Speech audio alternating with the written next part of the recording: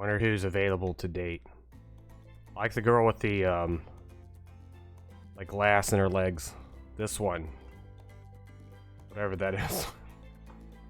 Battle Royale, let's go. Wait.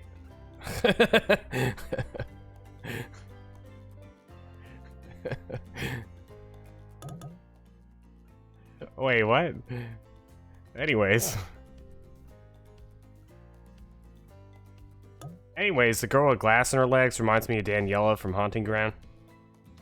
She's also got glass in her legs. I've never played Dead by Daylight, so I don't really know who any of these characters are, but I did watch Sumichu play Dead by Daylight. So maybe I'll figure it out. Welcome to your dream vacation. Before we get started, what shall we call you? Senpai.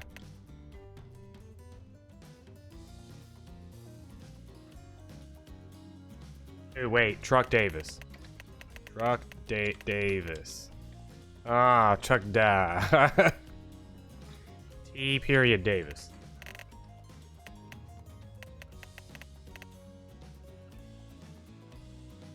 X. No. Let's call you me. It's a dating sim, so you gotta use names like Daddy.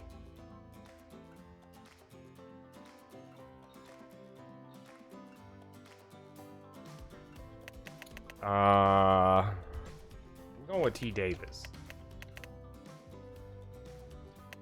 I'll put a space in there. Yeah, we're Truck Davis.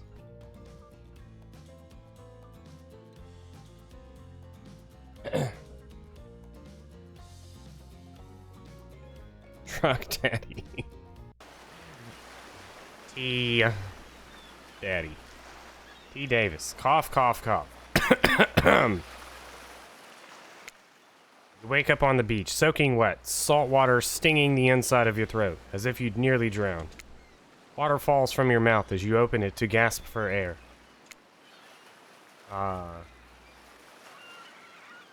You have no memory of how you got here. In fact, you can only remember your own name, but not where you came from or a single fact about your life.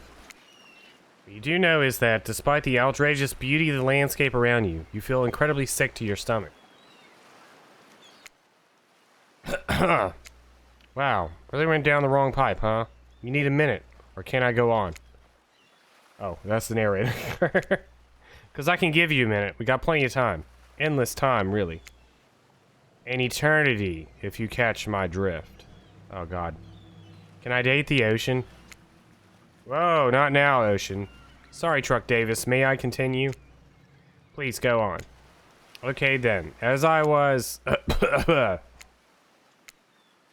saying, look down at your feet, ankle deep in the crystal blue water of a newly arrived wave. As the water recedes back into the ocean, it reveals a grotesque discovery.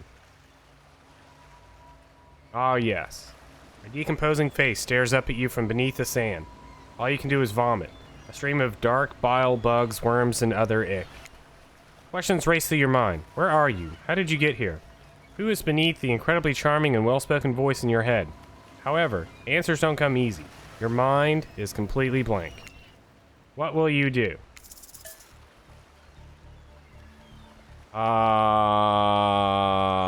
Dig up that face. You brush the sand away from the half-buried human head embedded in the ground before you. Ah, yes. There's no body, just this head. As you pick it up, flakes of skin fall to the ground. The jaw falls open, revealing a gold coin sitting on the rolling tongue of this poor dead soul. The coin from Daventry. Getting your hands dirty, I see. I like that. You're a take charge type. Thank you, the ocean. Oh, it's a Daventry coin. I've seen these. Examine the gold coin briefly, happily distracted from what has otherwise been an extremely confusing morning. The sun beats down on you, drying your clothes. You check your pockets, but they're empty. Plenty of room for a gold coin, you suppose, and so you deposit it.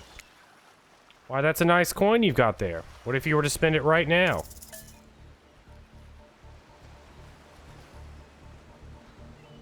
I like the intense music whenever you have to make a choice. No thanks. No thanks. Look, I'm gonna level with you here. That coin you found, it's mine. I dropped it yesterday. I've been looking all over for it. that is me. One time at my old job, they're like, "Hey, some guy left his laptop at the table." I was like, "Oh, that was mine. Is it a what kind of laptop is it?" I lost my laptop. But then nobody fell for it.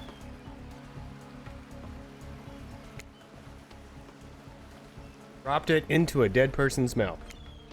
Could you just give it back? No. No. Psh, be that way then. Your mind doesn't have a chance to linger any longer on your current situation, as you feel something soft bump into your foot. Oh my god, is that Wilson? When you look down, you find a volleyball sitting in the sand there next to you. You stare down frozen. A voice calls out from behind you. Little help, please? You turn around, and when you see what's waiting for you, your jaw just about hits the ground. The Huntress. The bunny mask makes me think of, BioShock. There's my waifu. The one that's missing part of her leg.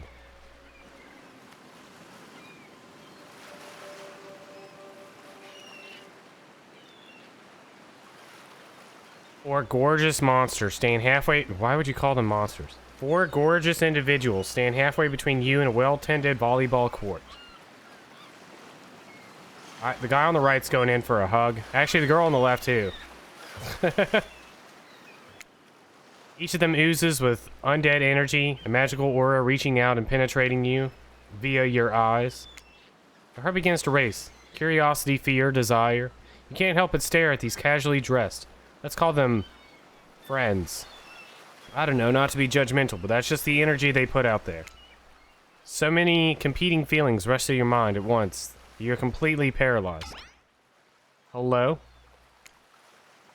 There are weird days, and then there's this. All you can do is look down at the ball and back up at the monstrous lineup of, well, regular people.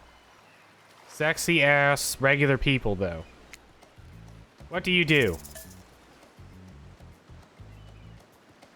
Toss it back. You bend down and grab the ball. It's warm from sitting in the sand on this beautiful day. You give the ball a toss. It arcs beautifully through the air and lands right in Huntress's hands. Not bad, stranger.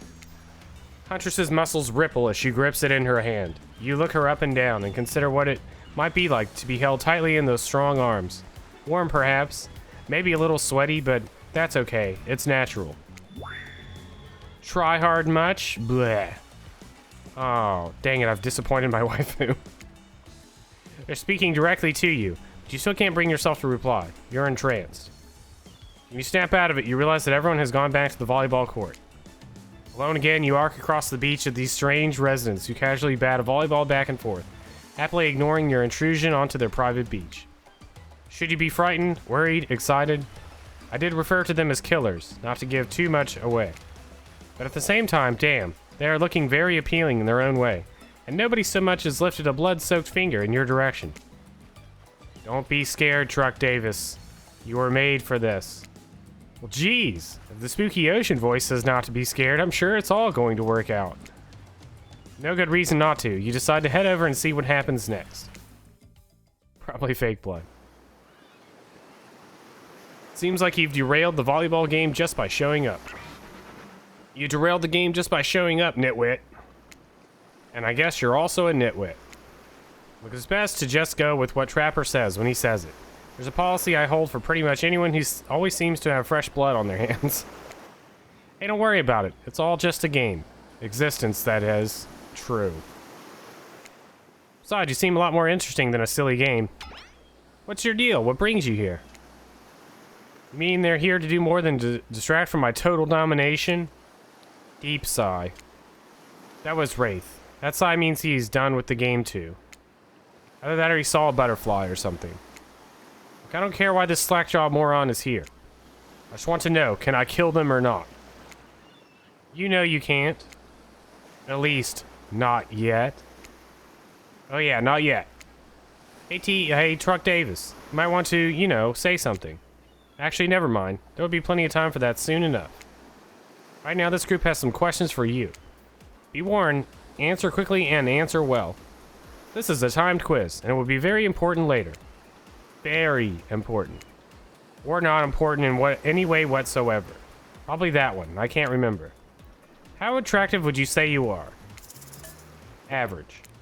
I'm pretty average, I think. Just another face in the crowd. Another normal, meaningless life and an endless cycle. True. I think you're quite cute myself, like a chipmunk or a grizzly bear. If you could have any superpower, what would it be? Invisibility. Same, although sometimes I think I already am. What's your best subject in school? Skipping class. You could say I majored in skipping class, huh? If I had ever gone to school, I'm sure I would have done great in skipping class. I prefer skipping over walking almost always. What's your favorite animal? Cat.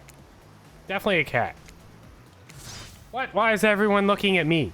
You think just because I'm the typical cute goth girl, I have to have some specific love of all things cats?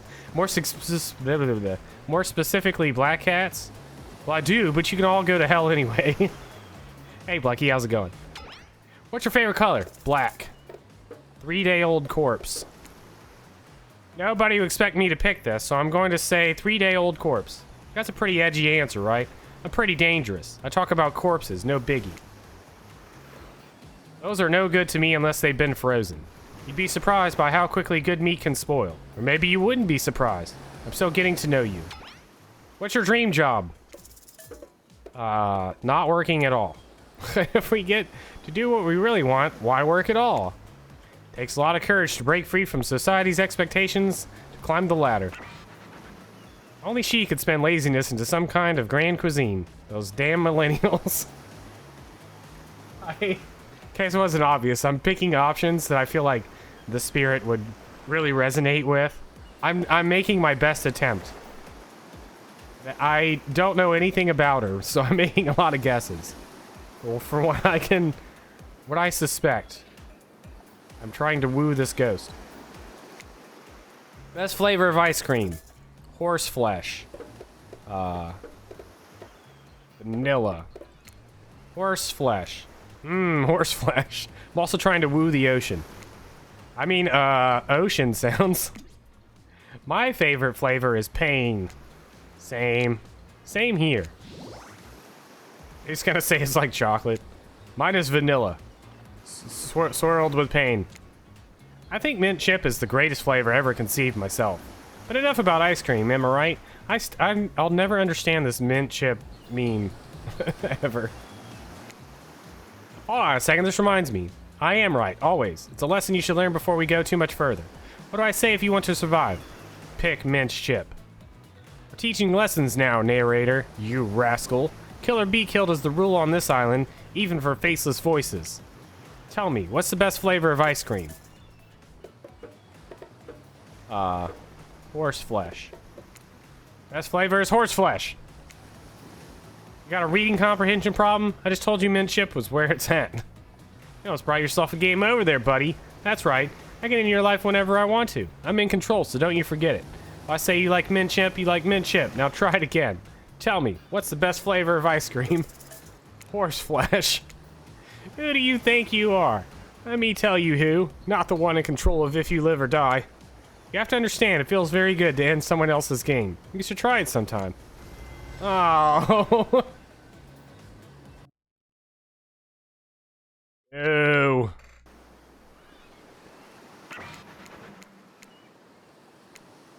Such devastation. This was not my intention. Alright, where's the fast forward button? Not at all.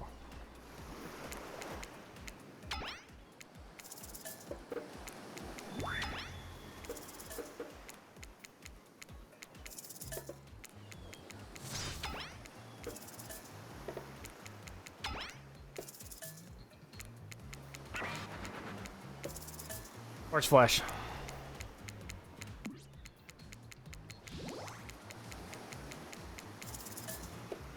Alright, mint chip. So obedient. Think you're gonna do just fine. Anywho, now that they know so much about you, I'm sure the group wants you to start getting to know them. I'm Trapper. I pretty much run things around here. I'm the smartest, richest, strongest person on this whole island. I don't like losers. If you want to know what a loser is, just say hello to Wraith. Hi, I'm Wraith. I'm nothing like everyone else. I like nice people and loathe big dumb idiots. Hey, what's up? I'm Spirit. I don't like most things. I don't really hate most things either. It's not worth my time. Things I do hate, I really hate, you know? Based on my personal observations, life is nothing but suffering. Society is a carefully calculated lie to keep everyone subservient to those in power. It's better to choose to just not take part. True. Jeez, it's like she was downright murdered by society. She hates it so much. Oh, no, wait. I'm remembering Spirit's story now. That's almost exactly what happened. Hey, I'm Huntress. Don't let these bummers get you down. There's lots of fun to be had on this island, along with lots of love. Yeah, there is. You know what I mean. Grow up. Grow a body. I've explained this 1,000 times. I'm dead, but I'm not a literal ghost. I just create a trail of fog. I'm not made of it. Whatever, fog body. That's not nice. He's not nice. You love it. Only sometimes. Really? That's disgusting. That's why she likes it. Don't speak for me, I also hate it. Stop speaking entirely, actually. Ooh. For the first time ever, I agree with Wraith. Let's move on, otherwise they'll do this all day. Besides, if I know this crew, and I do, don't want to show off soon enough. We're done playing, let's do something else instead. Wow, for once I actually agree with the meathead. I say we go to my yacht. It's a massive boat docked nearby. I'll give everyone a taste of true luxury and power. Wraith rolls her eyes. Or his eyes. Which one was Wraith? I don't remember. Wraith rolls his eyes. Don't mind him, he just hates fun and happiness. Now I hate the endless, desperate, soul-crushing pursuit of wealth. The way it's flaunted needlessly and the cruelty it engenders. What about hanging out by the pool? I find the water calming, simple, beautiful. Hey, what about our volleyball game? We can exercise and have some fun as a group. Are you serious? There's a perfectly good lounge to chill out right there. We're going to the lounge. I'm tired. And besides, I hate being in the sun. Where do you want to go? The lounge.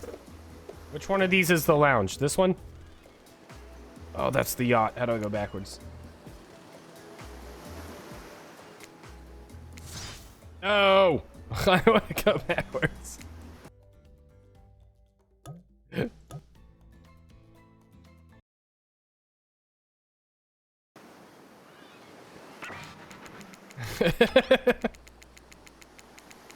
I couldn't tell which one was the lounge. What did I just pick?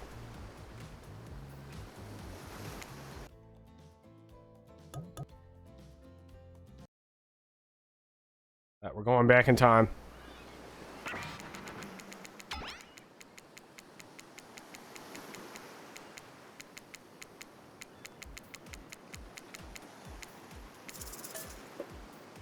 I forgot what I said. Average?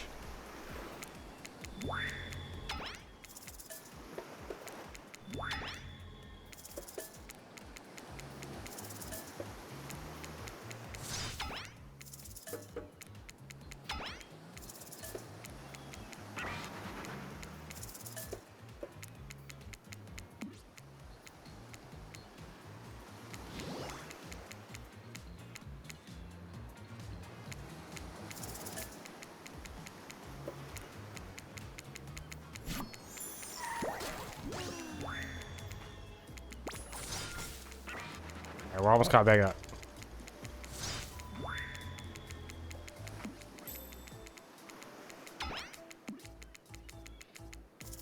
Alright, I want to go. This looks like the lounge. Can I save here?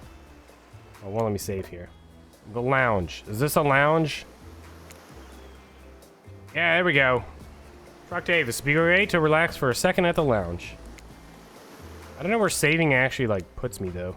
Because I think it just takes me back to the beginning of, like, this little chapter here. Kick up your feet, look out over the ocean, relax on your own terms. Who would want anything else? Dry, comfortable, enjoying a cool drink on a hot day. It's the best. I mean, what kind of fool, what kind of monster, what kind of mask-wearing psychopath would finally be granted a break from the constant grind of chasing and fighting to get ahead, and then choose to exert themselves in, quite frankly, any way whatsoever? I'm the only one who gets it. It's time to stop living by their rules. I won't do it any longer. Yeah, we should probably give her a second to calm down. Hold on. Whoa. Who are these people? Claudette. Kind of regular person psychopath. Dwight. This is Dwight and Claudette, our activities coordinators. They're also the cooks, waiters, bartenders, janitor, and every other job. They're the only monsters on this island. Place we call Murderer's Island. Cue dramatic musical flourish. None of the others survived. Ahem, survived the interview process, I mean. Hence why we shall herefore refer to them as survivors, with a capital S. Those two have worked here a long time. So very long. I don't actually know how long it's been. Sorry, anyways, I should probably let Dwight and Claudette do their mandated jobs. They sure look happy, but they're vibrating with a nervous energy that's starting to give me the creeps. We're going to escort the group to the venue of your choosing.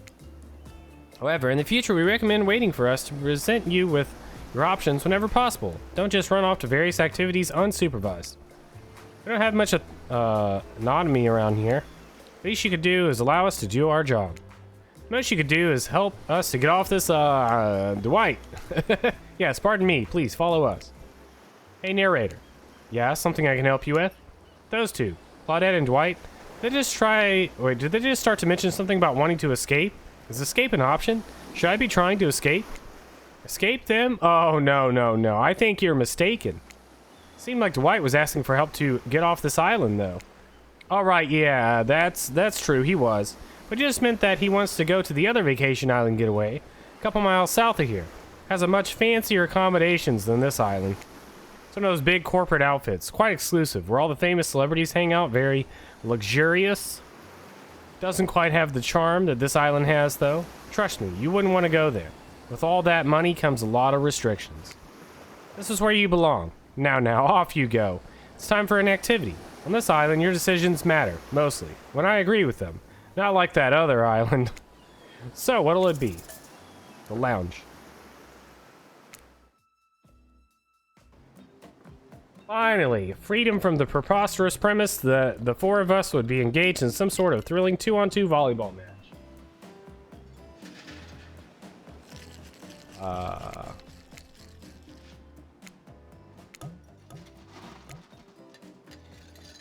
I don't know how saving works in this, but here we go. Spirit looks at you from beneath her gigantic sun hat. She takes a conspiratorial tone. I don't know whose idea volleyball was in the first place, but I hate them. Tried to feign a sprained ankle, but everyone already knows that I technically float above the ground, so nobody believed I was even putting any pressure on my joints in the first place. Then I tried to annoy everyone by not giving a crap. When that didn't work, I tried whining. When that didn't work, I threatened to kill every single person on this island. But turns out I'm not the first to toss those kind of threats around on this island. So thanks, I guess, for getting it called off. I do what I can. Are we threatening to hit each other again? Now it's Dwight who takes on a conspiratorial tone, his eyes shifting as he slips into a loud whisper. Please, just make it quick. It's what you'll be saying when we get behind the bar to make you the drink of your dreams. Hilarious, right, Dwight? Yeah, right. So what you'll be having?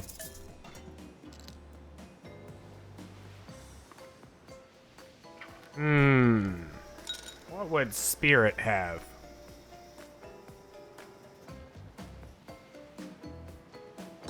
Sangria.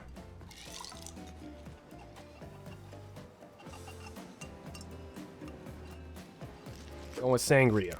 Something fruity but refreshing. Hold the coconut rum. Like sangria, maybe? My pleasure. Ah, god dang it. That sounds nice. We used to make drinks like that back home. Well, not we exactly. I watched somebody drink a drink like that once. They looked happy. Now's your chance to be one with the drink. What do you say? This is some sort of juice for a child. Are there child hiding about? Are children hiding about? No, it's for adults, the kind who like, you know, tropical fun. Oh, I see. Huntress really seemed to perk up at the idea of kids being around and is bummed to hear there aren't any. But I'm quite glad it's just grown-ups on this island, personally. Little ones should definitely not be exposed to this. Not my cup of tea, but okay, sure. You can still use it for toast, yeah? To new adventures. To new friends. To, click? Did you just say click? No. Since we've fulfilled your requests, time for you to return the favor. Should have known there was a catch. Icebreaker time. I swear, had I known they'd pull this kind of faux enthusiastic community building crap, I'd have suggested we attempt to walk to the lowest point of the ocean before I ever set foot near this bar. You don't think it could be kind of fun? A little fun? Never mind, I hate it. This sucks. But it could be fine. Or whatever you say. Has anyone seen my hat? Literally never seen him in a hat. We must make small talk. I'm at least picking a topic before we end up forced to do some lame improv game that nerds learn at their non-sports after-school activities that I definitely never did because I'm no nerd. Methinks a certain someone doth protest too much. Sitting here on this beautiful sunny afternoon, warm sand beneath the cool fog beneath my severed feet. The topic I choose is books. Novels, comics, fiction, or non. Reading is the only real escape from inescapable horror of life. You escape into your own mind. A groan rolls throughout the crowd. Not a lot of readers here, I'd imagine. Based on that response, they were much more enthusiastic about drinking. Considering the situation you're in, seems an appropriate time to ask you. Truck Davis, what's your desert island book? The one book you bring with you if you were, well, on an island like this. Oh, it has to be a classic horror, for reasons that should be obvious. She means because this is an island of horror villains. Also, these books are all in the public domain. Nothing too modern. Humanity has gotten soft these past 100 years. So what's your favorite?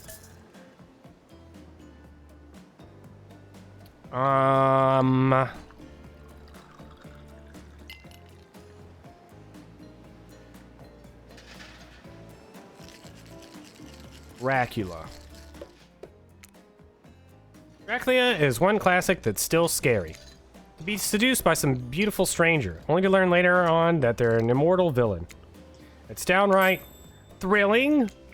Well, I guess, but I was going to say that despite the deviant behavior of Dracula and the threat of possible danger or even death that he poses, you can't help but get turned on by the liberation from the status quo that he represents. Same here. So what if some old doctor says he's a bad boy? You're supposed to reek like garlic and sleep alone? Who do they think would buy into that? You're gonna be trapped in the nightmare that is undead life eternal, which I know a little something about. You could do a lot worse than great clothes, a castle, and a lover who doesn't take shit from anyone. She's bae, spirit. We're trying to woo the spirit. That's who we're aiming for. All my decisions are based on her personality. The scariest part of Dracula is thinking that no one will ever be quite as interesting to make love to as a vampire. Enough about these old stories that belong to someone else. I think it's time to make up some new stories of our own. Before you know what's going on, Huntress is waving an empty vodka bottle in the air, a devilish twinkle in her half-mask covered eye. Might I suggest something a little naughty? Let's all get in a circle and spin this bad boy. Great idea! Whoa, wait a minute. Where'd this guy come from? Trickster, isn't it a bit late to introduce a new character? Thought I was the one who gets to make the rules, so I'm not sure who I'm asking.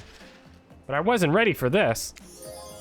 Well, hello. And who is this fresh new fan in the waiting? Beat it, hack.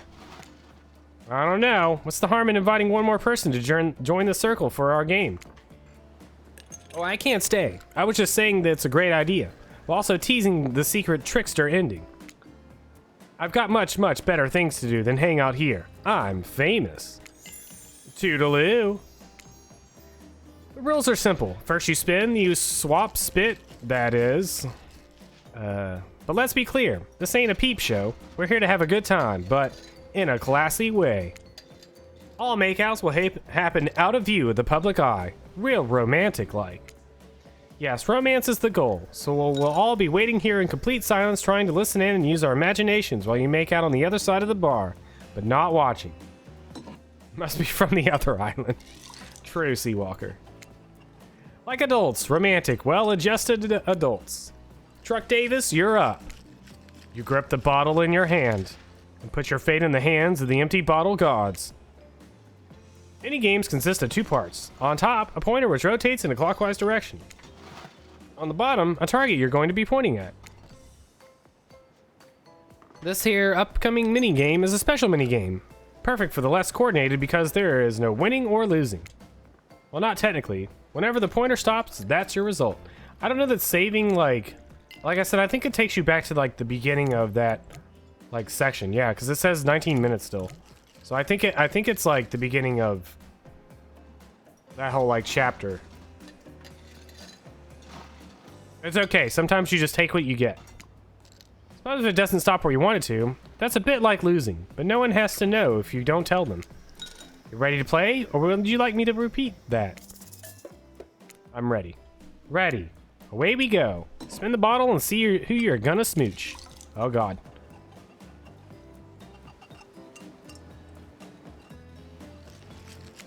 No!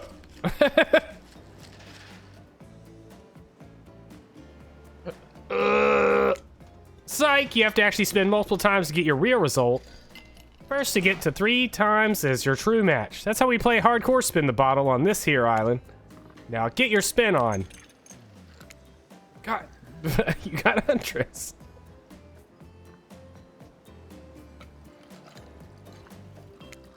Ooh, we're at 1. Spirit. No!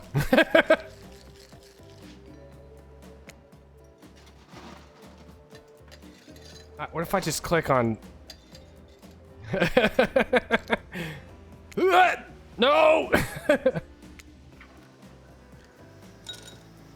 game's impossible. No! Huntress is your true match. Ugh. Just this morning, you were waking up on a strange beach, surrounded by strangers with murderous intent.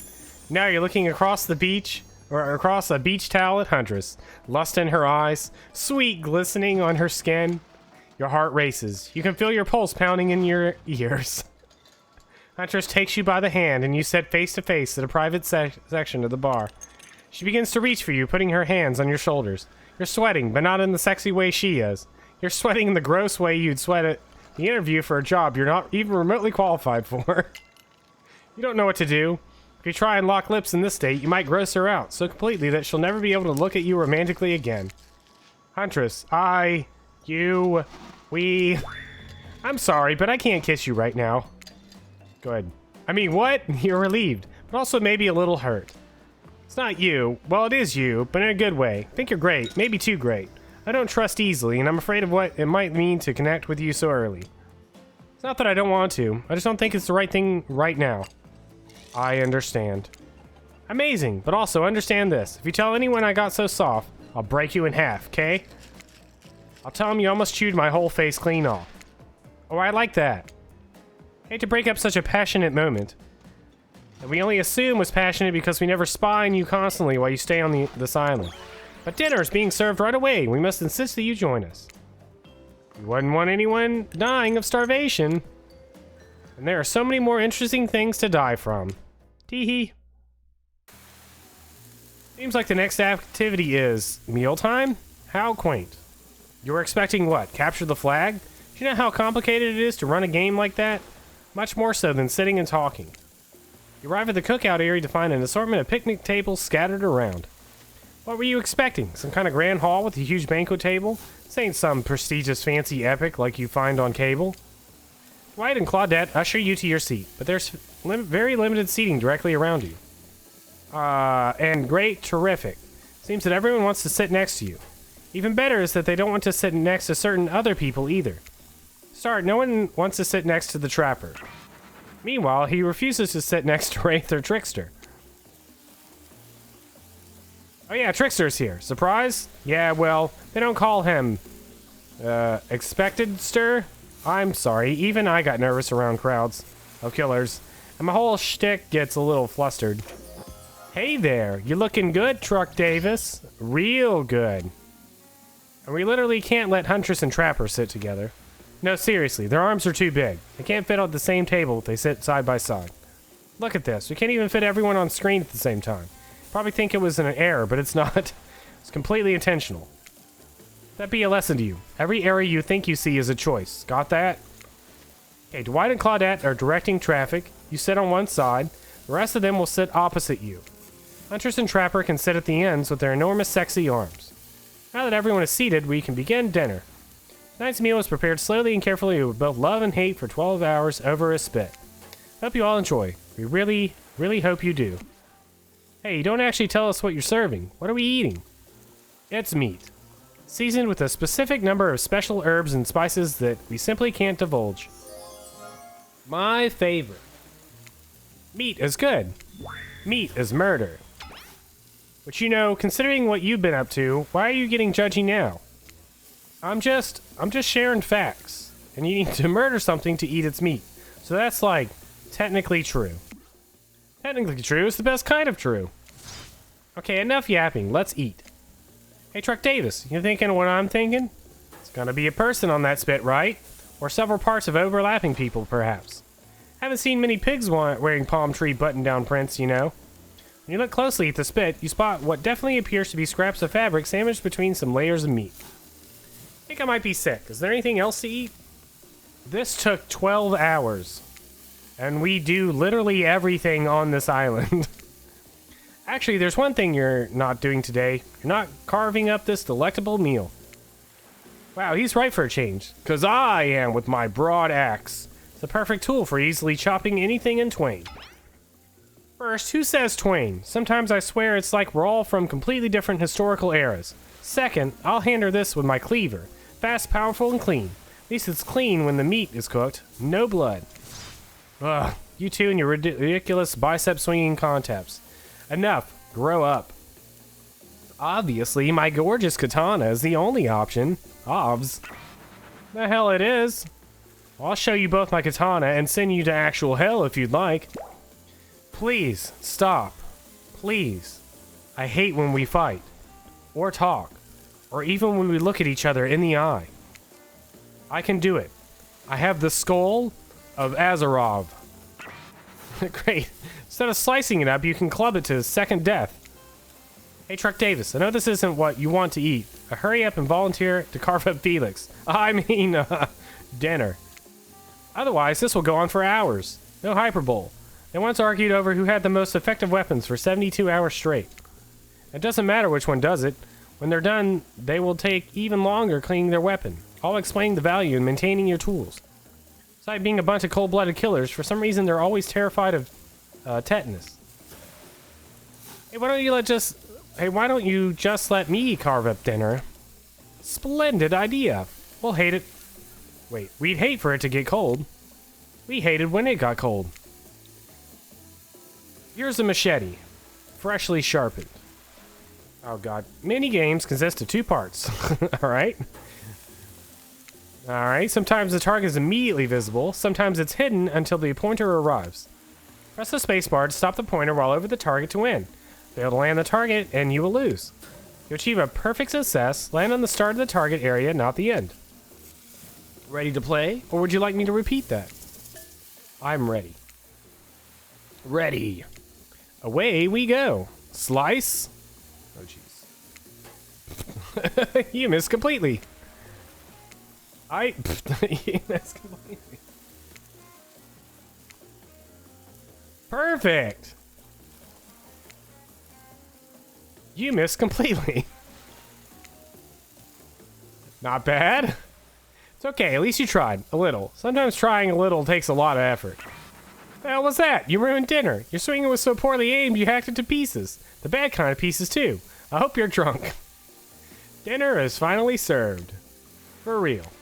Sounds, especially coming from the masked killers while they eat, which involves lifting their masks and shoving food up behind them, are nasty. Spirit, meanwhile, doesn't even eat. She's the only one who seems to be embracing being dead. They're all dead, right? This is obviously hell. I mean, Come on, we're still trying to be mysterious here. You think mystery comes easy? Claudette and Dwight aren't the only ones who've been working their asses off to make this night perfect. Well, at least they're lifting their masks. This is only 99% as disgusting as it could be if they just tried to mash stuff through there. Spirit, why aren't you hungry? The two best things about being dead is not having to eat? That's only one thing. Think about it, Truck Davis. Number one is no. Number two, one less thing to think about in the afterlife. Even if I wanted to eat, I have no idea what would actually follow. You might have noticed, but I'm mostly just a bunch of dismembered body parts floating in a spectral form. I know, it's hot. You see how deep this cut in my abdomen is? I don't think my digestive tract connects anymore. Between the food and behavior of the group, this might be the worst meal in history. Even worse is they're staring at you. You're not eating. They don't like that. I think they want an explanation why. What do you want to tell them? I'm sorry. This is gross. Everything about this dinner is an abomination. From what is almost certainly human meat to the lack of manners, to the talk of dismembered parts, all these noises. Everything is so vile I might throw up. Even Spirit is talking about number twos. I thought she was the classy. Oh! Oh. Oh. I want her face as an emote. I thought she was the classy one. Oh, well then, I didn't realize our eating habits grossed you out. Don't be so judgmental. Sheesh. If I could feel shame or sadness, I might be experiencing both right now. What I can feel is rage. I am furious you just ruined the meal. I have a whole leg to eat. Even though you're in the hot seat now, you're not nearly as panicked as you possibly should be. Almost certainly the lack of calories catching up to you, and you feel your whole body begin to shut itself down. Oh hey, it's me again. Your friend, mentor, and guide. Narrator to the narrator. The Ocean. Not sure how I feel about that characterization, but I'll allow it. I brought you here, and I might be the only one who can help you now. There's only one thing you must do to survive. You have to figure out why you're really here. No one can tell you, not unless you follow the right path, or at least a right path. There's too many of those to count. Hopefully you pick at least one of them. Because there are even more wrong paths. Many of them lead to your demise. Others lead to something even worse. Starting scenes over and having to fast forward back to where you were, am I right?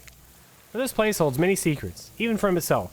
The one that truly matters can only be learned if you answer the most important question. I asked that at the very beginning of the game, Kirkyu. And as far as I'm aware, I'm not aware. I don't know. Why are you here? Why are you here? Answer that and you'll learn the truth. The ultimate truth. Big, mysterious. I gotta give it up to this Ocean character. That's some quality early game storytelling. Hold on, I'm back. One more piece of advice. You've made many choices by now. Some of them I liked, some of them I did not. Ooh, maybe we can date the Ocean. In your best interest to make choices that I like. Ooh.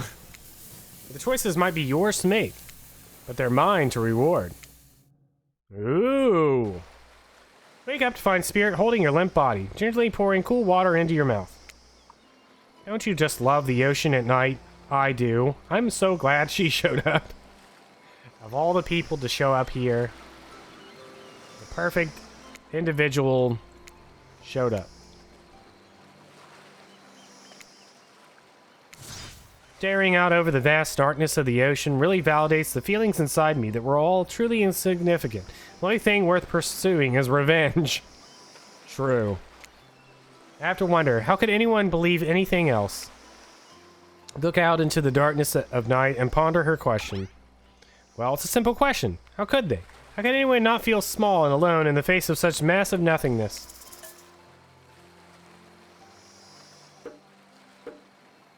I've always been alone. You've always been alone?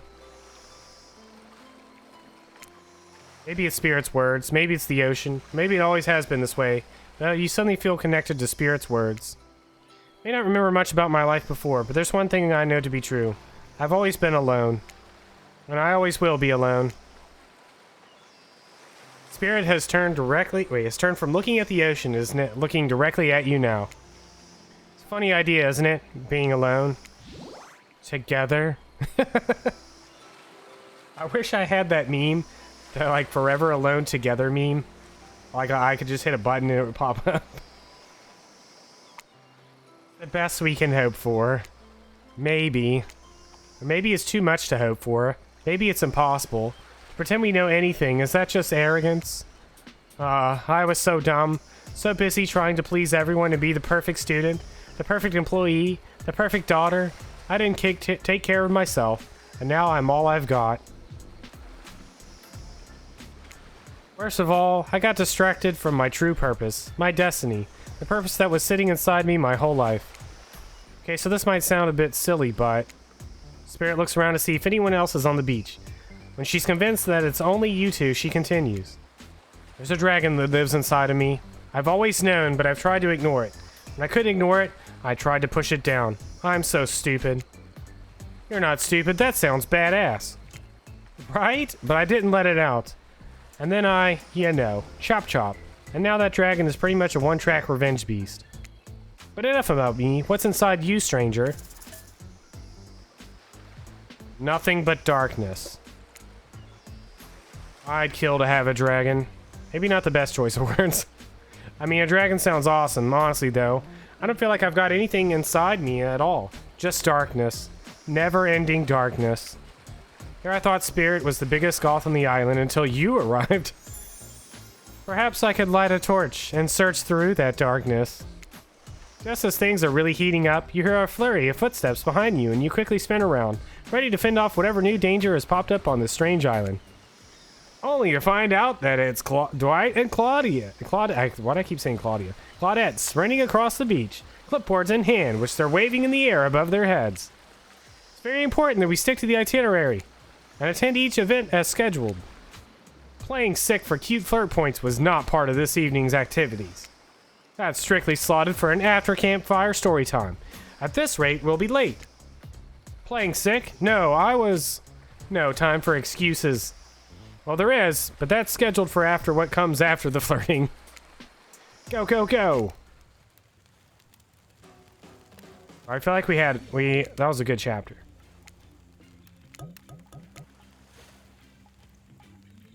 Once everyone is gathered at the fire pit, Dwight and Claudette quickly make an announcement. We're not going to blame anyone in particular. But someone, we're not going to say who, so don't worry you, hasn't been sticking to the schedule. That means that we're behind on time for evening activities. We only have time for one person to share their special spooky nighttime story. Just one story. But story time is my favorite activity. This is narrative-heavy experience. You're telling us that only one person gets to share? How will we decide who?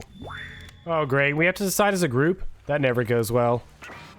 Whoever did this, step up now. I swear I won't be angry. I'll merely chop your head clean off. No fuss, no mess. Voice trembling, you realize this is probably it for you, but you embrace your fate. So sorry, everyone. I think they're talking about me. To be honest, I still don't understand how this whole schedule thing works. I guess I lost track of time while I was passed out. Been there before, even though it's taking some pressure off of me, which is an absolute dream come true. Is it really fair to pick on the newbie? Seriously, has anything here ever happened on schedule, even once? Damn it, Donald, if you try and flex that authority gimmick one more time, so help me, I'll snap your head off so quick, and then I'll drown you in his blood, Cynthia. Who are Donald and Cynthia? Bus and Mess are back on. You two know I love to hack, slash, and slice. We all know you love to kill. It's almost all you talk about. Nobody named any names. Who even knows any names? Not us. I renounce my name. Who's Donald? Who's Dwight? Who even knows anymore? Call me nobody. But we still gotta get started on story time, so... Truck Davis, who do you think should go? Aw, damn it, that's a name. Please, pick somebody quickly so that this tropical vacation doesn't turn into a bloodbath. Ooh, I want to hear Spirit's story. I choose you, Spirit. Whoa, this entire experience is being carefully crafted to avoid an IP infringement lawsuit. Let's be careful with the catchphrases, will ya? Really? You want to hear from me? Spirit huffs and dramatically rolls her eyes as she gets to her feet in front of the campfire. Don't let her talk you out of it. She's great with ghost stories. I love ghost stories. I don't know where she gets it, but she comes up with the scariest stuff. Seriously disturbing, even to me, and I literally pulled a guy's skull and spine out once with my bare hands. Talk about bullshit stories. If everyone else is going to chit-chat, I guess I can just sit down and... Huntress' eyes go red behind her mask and both Trapper and Wraith take their seat. They know when it's worth fighting and when it's not. Ahem. Well, I hate to break it to you, but tonight's story isn't scary. It's romance. Too late now, though. I was selected, and so I'm going to tell my story. I call it The Prisoner's Kiss. You notice that Huntress and Wraith are both sharing a giant tub of popcorn. Nobody offered you popcorn. It was a dark summer night. Warm rain seeped from the sky like blood from an old wound. Detective Hoda, a celebrated investigator and renowned hostage negotiator, was called to the scene of a strange occurrence, unlike anything she'd ever seen before. When she arrived, the scene was chaotic. Crowds had begun to gather. A dozen other officers were doing everything they could to keep cautious onlookers away. But how can anyone resist wanting to know more? For there, in the middle of a busy market, had appeared a giant box. Strange, alien in its appearance, and massive in size. No one knew how it got there. Was it delivered? Built on site? In such a busy area, how could something like this just appear? A mystery. It was as if conjured by magic. But this was no illusion. The huge box was very real, and someone was trapped inside. Spirit pauses her story to look from face to face in each audience member. She has no expression, but you feel her vibrating with energy. She's in her element.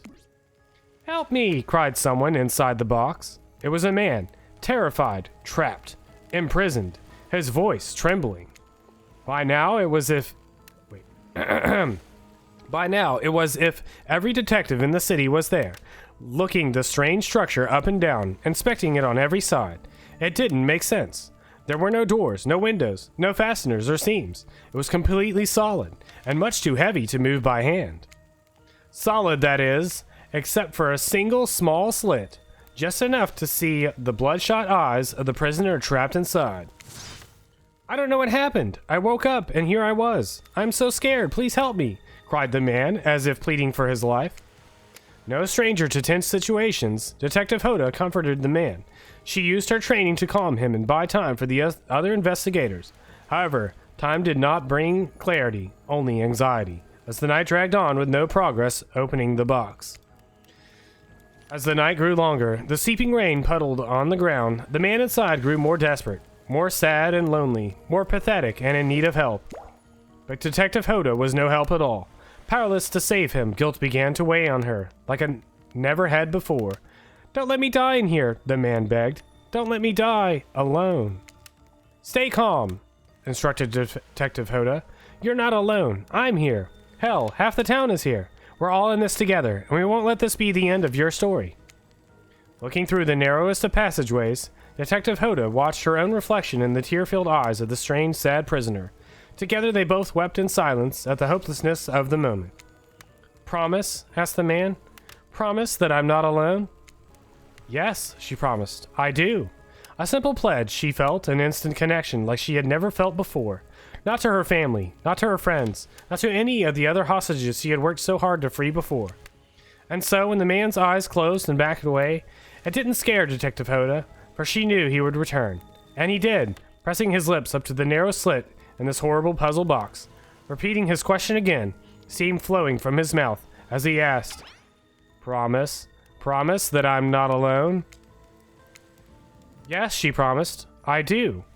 And pressing her palms against the cold outside of the box, not truly knowing why, Detective Hoda leaned forward and placed her own lips up to the opening, letting her breath creep into the strange structure, allowing her warm lips to fall on this man's.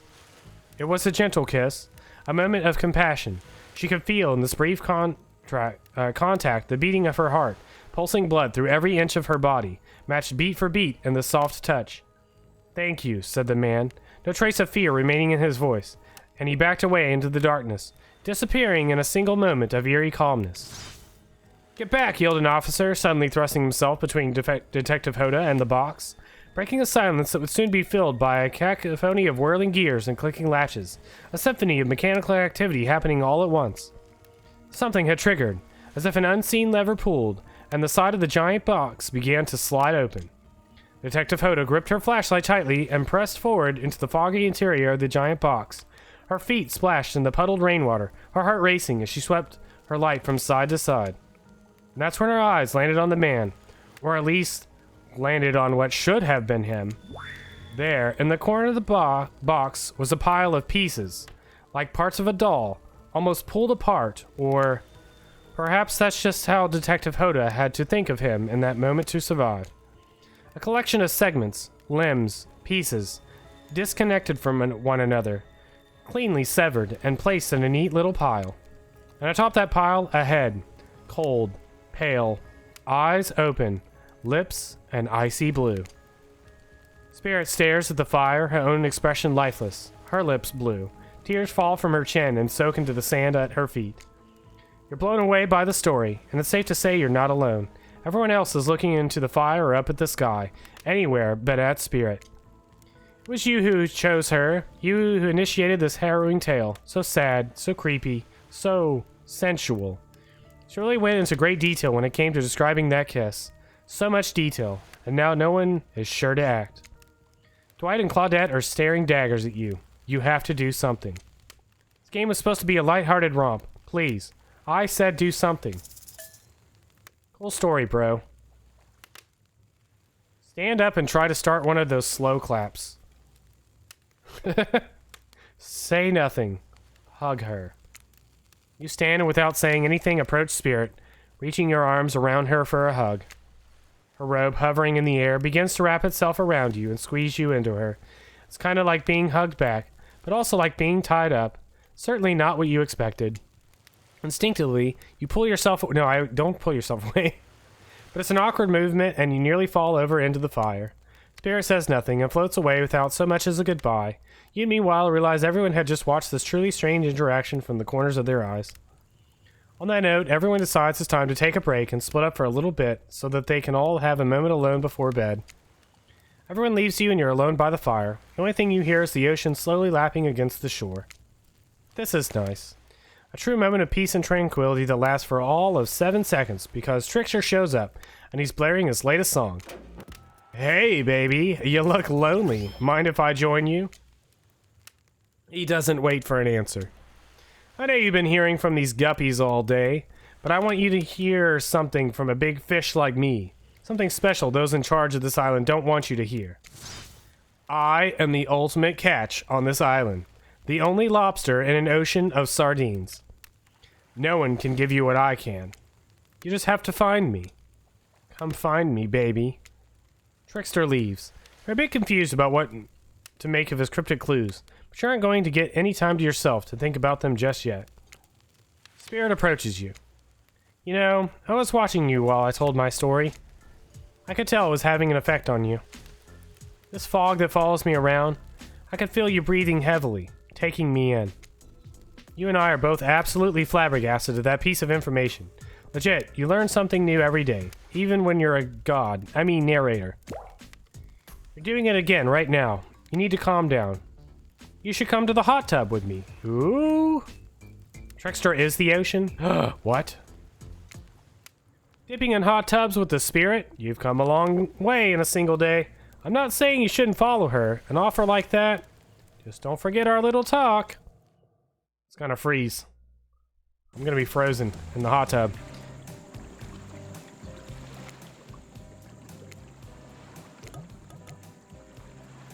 You and your storyteller friends... Wait, hold on. I need some water.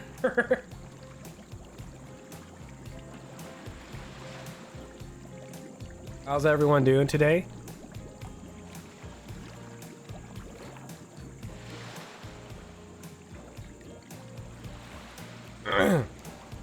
This is just like Duck Game, yeah. Who wants to name their duck? I'm the Swan. Alright. You and your storyteller friend slip into the water. Where's you? Kirk, you? For real. You did not show up when I booted up the game yesterday. I think your duck literally flew off into the ocean and left forever. Like, not even kidding. Your duck was gone. All the other ducks spawned in, but your duck is just gone. Give me some water around the spirit. There's like a non-zero chance. I don't know. I mean, I guess so. Who knows? You'll come flying in one day with like one of those like lays or whatever they're called, the little like the grass necklace thing.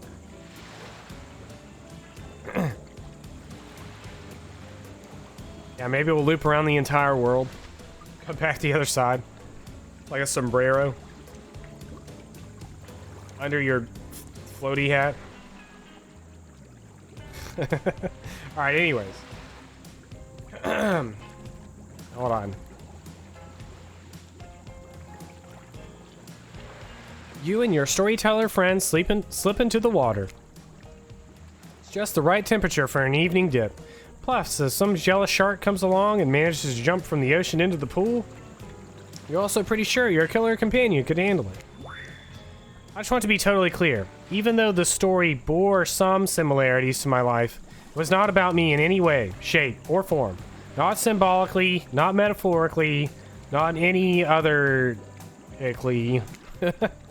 I believe you completely. Sure, you were cut to pieces in your life, and so was the person in the story. Perfectly normal coincidence. Sure, you're on this island, trapped one night, might say, in the most puzzling place. Also, a completely regular coincidence. And sure, his lips are blue. Your lips are blue. Really? You call this blue? Searching for answers, hoping to find... revenge. Okay, so the similarities stop there, I guess. Coincidences. Sorry, the coincidences. Get this through your head, whoever you are. Samurai blood runs through my veins. Or, well, maybe it has coagulated by now. No need to sweat the details. Regardless, I'm a descendant of noble warriors. Thousands of years of training with bladed weapons preceded my entrance into this world. Do you know how many swords that is? A lot. Gotta figure that out. Or you gotta figure that with that many sharp edges, person is bound to get disconnected from a body part here and there. Truth is, I wouldn't typically share this, so I don't go blabbing about it. I dreamt that story, like watching a movie in my sleep, when I was just a little girl, years before my father sunk his blade into my skin. Never been able to shake it. It's a very adult story for a child to dream. Do you believe me? Yes. I know we just met, but yes, I do believe you. The way you told that story, it clearly came from someplace deep. Fool! Who taught you to trust a stranger? You're going to get hurt if you don't learn to take better care of yourself. You've got me wondering, do I believe you if you believe her or not? And if I know everything, because trust me, I do know everything, don't I already know the answer to my own question about it if I believe your answer to Spirit's question? Whoa. Ocean air got me tripping. Sorry, I didn't mean to distract us both. What's important is that a certain corpse cutie floating in a cloud of magical mist might be waiting for you to say the right thing and free her from her puzzle box. If you believe that she is the... Damn it, got me going again. Unfortunately, before you can follow this conundrum to what will surely be mind-numbing cycle of new questions, you find a certain to someone standing before you with a fresh towel ready to dry you off. Sorry, kids, but it's time for bed. Might be the youngest one here, but I'm no kid. I do, however, love being wrapped up in a fresh, clean towel. My mother used to help me wash my hair when I was young. She'd comb out all the tangles and tie a ribbon around it before sending me on my way. I miss her. I miss her too. You watch as Spirit stares off into the distance, her hand gripping into a tight fist. She doesn't notice you're watching her at first. When she catches you looking, she turns away, roughly grabs a towel from Dwight, and then pushes him and Claudette aside as she floats off. Dang, I don't feel like we had a good, I don't know that we gain any points there. She floats off just like Kirkyu. You head over to the campfire. The heat is comforting on this chilly night. Looking to the crampling embers, you think about Spirit's story, about the prisoner in the puzzle box. If you manage to escape this place, will you leave with your life? Or has it already been taken from you, and it's just a matter of time until you make a gruesome discovery? Before you can dwell too much on your fate, Claudette and Dwight arrive. Their now familiar creepy smiles stretching from ear to ear. It's a bit menacing to see a smile like that lit by firelight. We must apologize for the accommodations. We weren't prepared for another guest, but we're going to make you comfortable, or die trying. I hand over a pillow and blanket and welcome you to snuggle up by the fire. Yo, thank you. Have fun, Pee-wee, and enjoy sleeping. Perhaps some music will put you at ease. Let's try to keep the volume to a minimum. Our other guests aren't the types you'd want to rob of their beauty sleep. Ready. Ready. Away we go. As you relax, look into the fire, the radio begins to fuzz and flicker. You examine it and decide that you might adjust the dial and fix it. What are these numbers? Oops. Let's see what's on this station.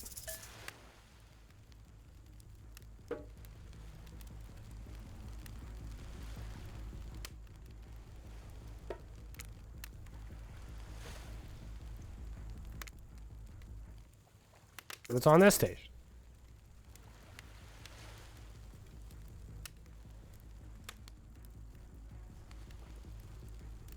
Really, Regison? That's... sounds like a problem.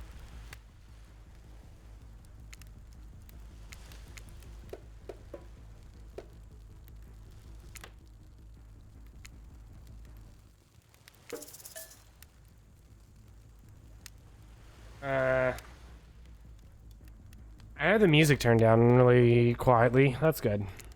But how many things you listen to, you still can't sleep. Decided to ask one of the killers to spend a little more time with you until you're sleepier. Turn the music up.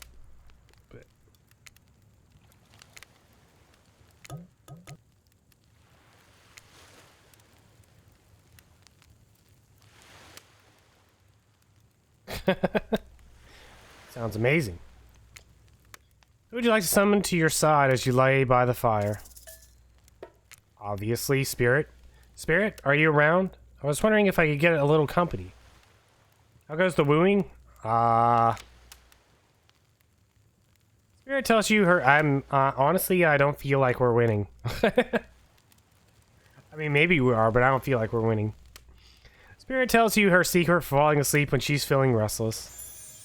I like to listen to flute music, dab on some essential oils, and steam my pores. Really? What, even the dead like to relax? I don't really have any of those things around. Oh my god, is that a spirit comb? Spirit reaches out and presents you with a unique item. It's a small comb, carved from bamboo. I guess you could hold on to this. It was a gift from my mother. I will want it back, though. And if you lose it, well... you'll get your revenge on me? If it's the last thing I do. I only start to feel sleepy, except maybe this isn't really sleepy feeling. Maybe you're paralyzed. Try to keep your eyes open, but you can't. Darkness overtakes you. The dark voice from earlier speaks to you yet again. It shouldn't still be as spooky, but by now you've had a whole day of strange voices in your head. This one is still undeniably odd. The human body is made up of 60% water. Did you know that? Of course you did. Everyone knows that, even amnesiac video game protagonists. One time I drank the ocean. My body is made up of 100% ocean. Well, guess what? Drink as much as you'd like. You'll never get to 100%. You hear me? Don't think I don't see what you're up to. Wait a minute. How does it know? How does it know? You awake suddenly to see someone looming over you. Trapper is sitting beside you, sketching a portrait. Oh, you're awake. I saw you with the spirit right before bedtime. You should know, they're not really what they seem. Not like me, who was obviously completely honest and trustworthy. I was checking out to make sure you weren't sleeping near one of my, actually, never mind. Just be careful where you sit. Since I'm here, I'd like to share 2 things with you.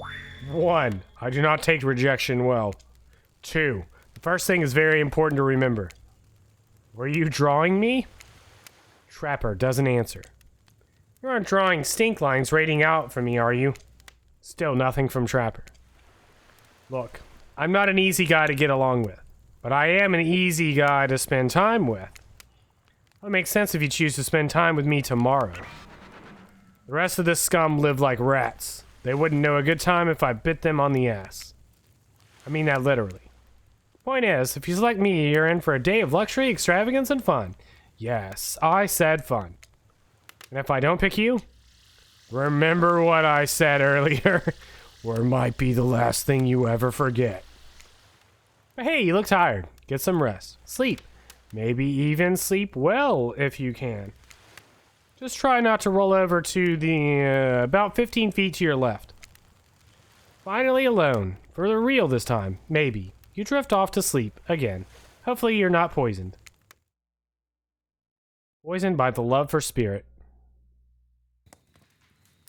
Wait a second, where are we? This, oh jeez, it is. It's one of those reality show confessional rooms where all the contestants talk directly to camera. I think today went really well. There were some of my finest, these were some of my first interactions with someone who isn't a parent that didn't end in bloodshed or untimely perishing in my Russian cottage. So I'm counting today as a win no matter what happens. What do I think of the newcomer? Newcomer? I can't. Reading is hard. What do I think of the newcomer? Do I have to say? Oh, I do. Okay. Attractive, mysterious. I really don't know that many other words since I was raised by my mom in the woods until she was skewed by an elk and I had to wash her entrails off my Sarafan. That being said, the other three should make sure to be on their guard. I don't know who this newcomer will want to spend time with tomorrow, but I, for one, will not let my guard down easily. Who knows about the others? Wraith, I think, knows more than he's letting on about this place, but he's a hard nut to crack. Meanwhile, Spirit is just screaming all the time. No, that sounds awesome. Trapper, oof. Where did I even begin with Trapper? He's buff, sure, but daddy issues much? Sheesh. Look, I don't need anyone. I've been perfectly fine on my own since my mother died. I eat a fine diet of raw deer, bear, and human, and I'm as fit as a fiddle. That being said, something about this newcomer makes me think I might be missing out on some huge part of this thing called life. Look, I'm always full of rage. The key to knowing how to control your rage so you can use it. I'm a master of self-control. Right now I'm using all the self-control I can muster because today was a disaster. Let's just say I didn't love it. Haha, that was funny. Laugh. I said laugh, damn it. Anyway, I'm planning to kill this idiot. Don't tell them though. I want to lead them on a little more. It will make it that much better for me when they are screaming. Yeah, today was fun. I don't want to get ahead of myself or really invest in something that might hurt me, so I don't know. Maybe we'll just see how it goes. Or maybe they'll realize I'm not the one for them. They seem pretty smart, so that's probably what'll happen. I gotta learn how to go easy on myself. Who can love me if I can't love myself? I know that everyone thinks of me as beautiful, cold-blooded monster. I can't help it. Circulation just isn't my thing. I didn't choose to be cold. This cute hat and robe, okay, those are choices, sure. If someone were to come around and capture my heart, at least that beats being stabbed in it. Besides, I'm gonna get bloody revenge on society that has used me and thrown me away. Maybe it wouldn't hurt to have a little help. She's cold. I love the cold. You open your eyes, the sun is shining, there's not a cloud in the sky, and you feel great. Totally well rested. You're not even suspicious of the fact that you fell asleep by the campfire but woke up several yards down the beach. Wait, are you on vacation? Yesterday nothing more than a strange dream? No, not a dream. You really are here for another day. Why? I have no idea. You're obviously a weirdo. Speaking of weirdos, I see the rest of the gang is hanging out on the beach. This is definitely not a dream. I wouldn't rule out a nightmare just yet, though. At least they make for a sexy bunch, no? And talk about sexy, here comes Trickster carrying coffee. Morning, beautiful. I thought you might like a nice cup of joe to start this incredible day off, right? Trickster seems suspiciously cheerful. I'm sure there's nothing nefarious behind his joyful demeanor, though. Everything knows musicians are morning people. I also want to wish you luck. Today is an important one. My only regret is that I won't be a bigger part of it. Budgeting issues. Also, I'm just swamped with engagements, especially on the other island. Trickster winks at you. If you want to ask him how to reach the other island now, is the never mind, he left. At least he brought me a cup of... No, wait, don't drink that. The hell was that? They don't call him Strixer just because he's good on a skateboard. He definitely didn't get that name because he brings people drinks so they can have a good morning. That was almost certainly not coffee. And I don't want anyone casually poisoning, imprisoning, and torturing you. Yet. This is supposed to be a tropical paradise. The type of place you give a 5 out of 5, 10 out of 10, 2 thumbs up review to. Not an eternal prison of pain. And please make sure to leave a review. It really helps with the algorithms. Just trust me. I'm looking out for you. So can we please move on? Hey, wait a second. How did a possibly omniscient, possibly unreliable narrator physically just knock that coffee out of your hand? This is not Parliament, and the floor does not recognize the ocean to speak out of turn at this moment. I need no recognition, for I am the ocean. I dominate the land. I submerge those who defy me, and become their watery grave. Actually, speaking of graves, I would like to say something. Something of grave importance. Fine, go ahead.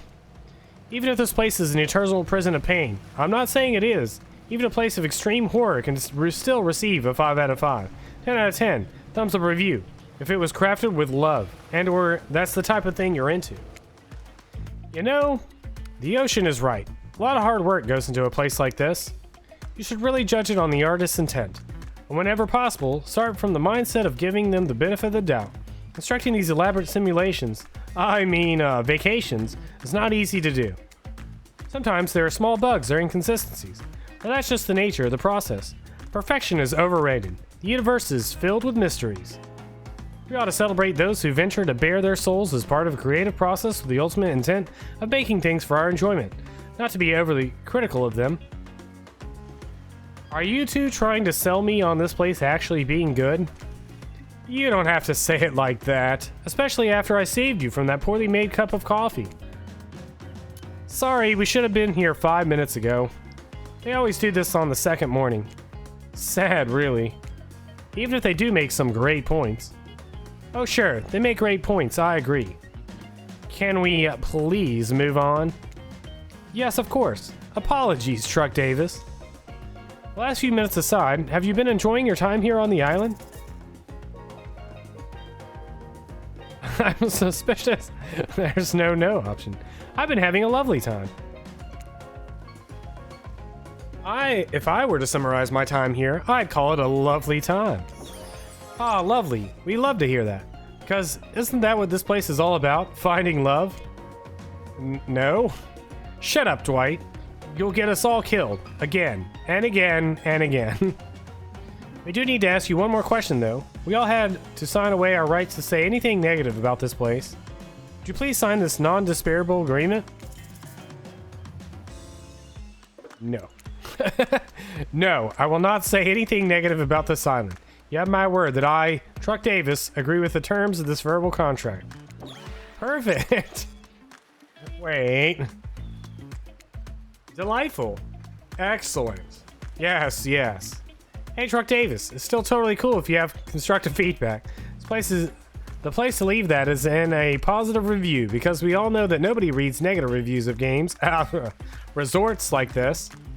Anyway, I see Dwight and Claudette have gone into a trance, and with the grumbling I hear from your belly, that can mean only one thing. Breakfast. Breakfast.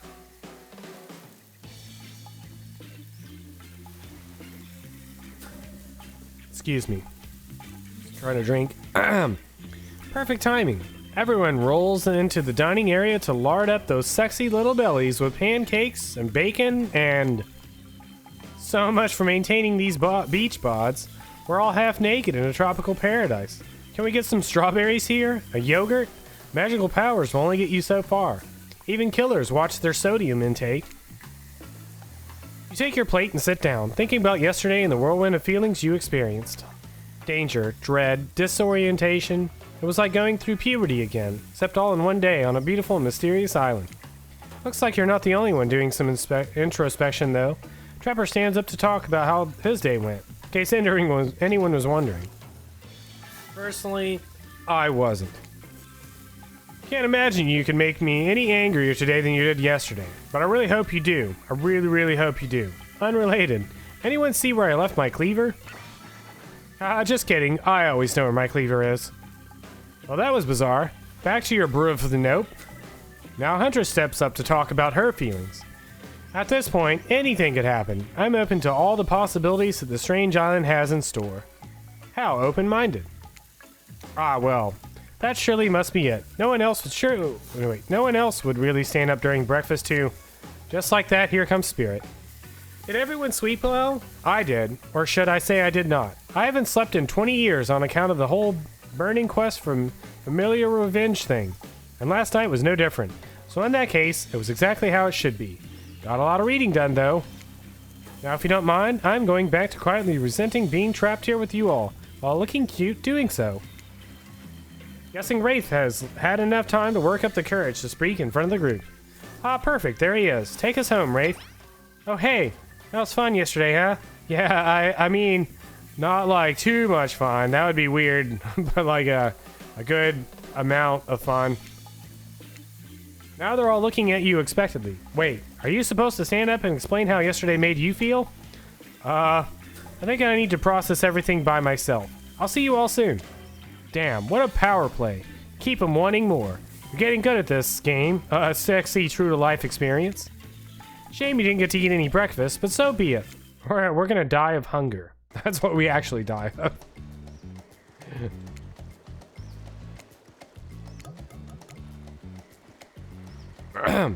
After breakfast, you head to the hot tub by yourself to clear your head. Yesterday was, in short, a lot. Before you get there, though, something catches your attention. You hear that? Who are you addressing, me? Well, yeah, I guess. That is okay, right? You know, I might be pursuing a relationship with one of these 4 fine killers, but it feels like the person I'm getting to know the most is you, narrator. It's only okay, in so much as it serves to illustrate that you've lost your mind, seeing how I'm not real at all. Yeah, I've heard it this time. I think it's coming from behind the pool shed. No, stick it in there. A little more. A little more. Ah, yeah, that's it. Yes. How does that feel? Intense. Nice. Yeah, that feels right. This is uncomfortable. Now I want you to take that and put it... Yeah, you know what I'm talking about. Just like that? Exactly like that. So I had no idea these two even do, whatever it is they're doing. I'm afraid to look. Please say something so they know you're close by and can hear everything. Oh wow! Look at this super cool bottle of Trickster brand suntan lotion someone left on a chair. Anyone know where I could buy some? Damn it. Aw, come on, a little privacy, please. White is panting and Claudette has a crazed look in her eyes. Sorry, I didn't know how else to let you know I was here, and that I could hear you. Well, you know. You know what? What do you think we were doing? You were I don't know exactly what you were doing, but it sounded like, fun?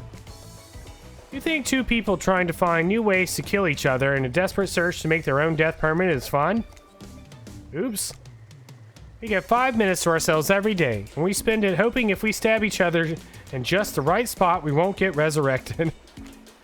I've come to believe that the key to finding the exact place we need to bleed out from, and I believe that place is in our appendix. Why else would it be there? Makes sense to me. Did you actually think we were... me and him? Dwight? You don't have to laugh that hard, they get it. My life is a nightmare, and yet somehow it's never been worse than right now. Let's go, lover boy. I noted all our entry wounds, and our 5 minutes is up anyway. Good luck, Truck Davis. You're going to need it. And hey, to figure out how to escape this island, please make sure our ghost tells us how. That was both a tragedy and a comedy. A cragmedy. Shut up, I like it. Anyway, where were we? Oh yeah.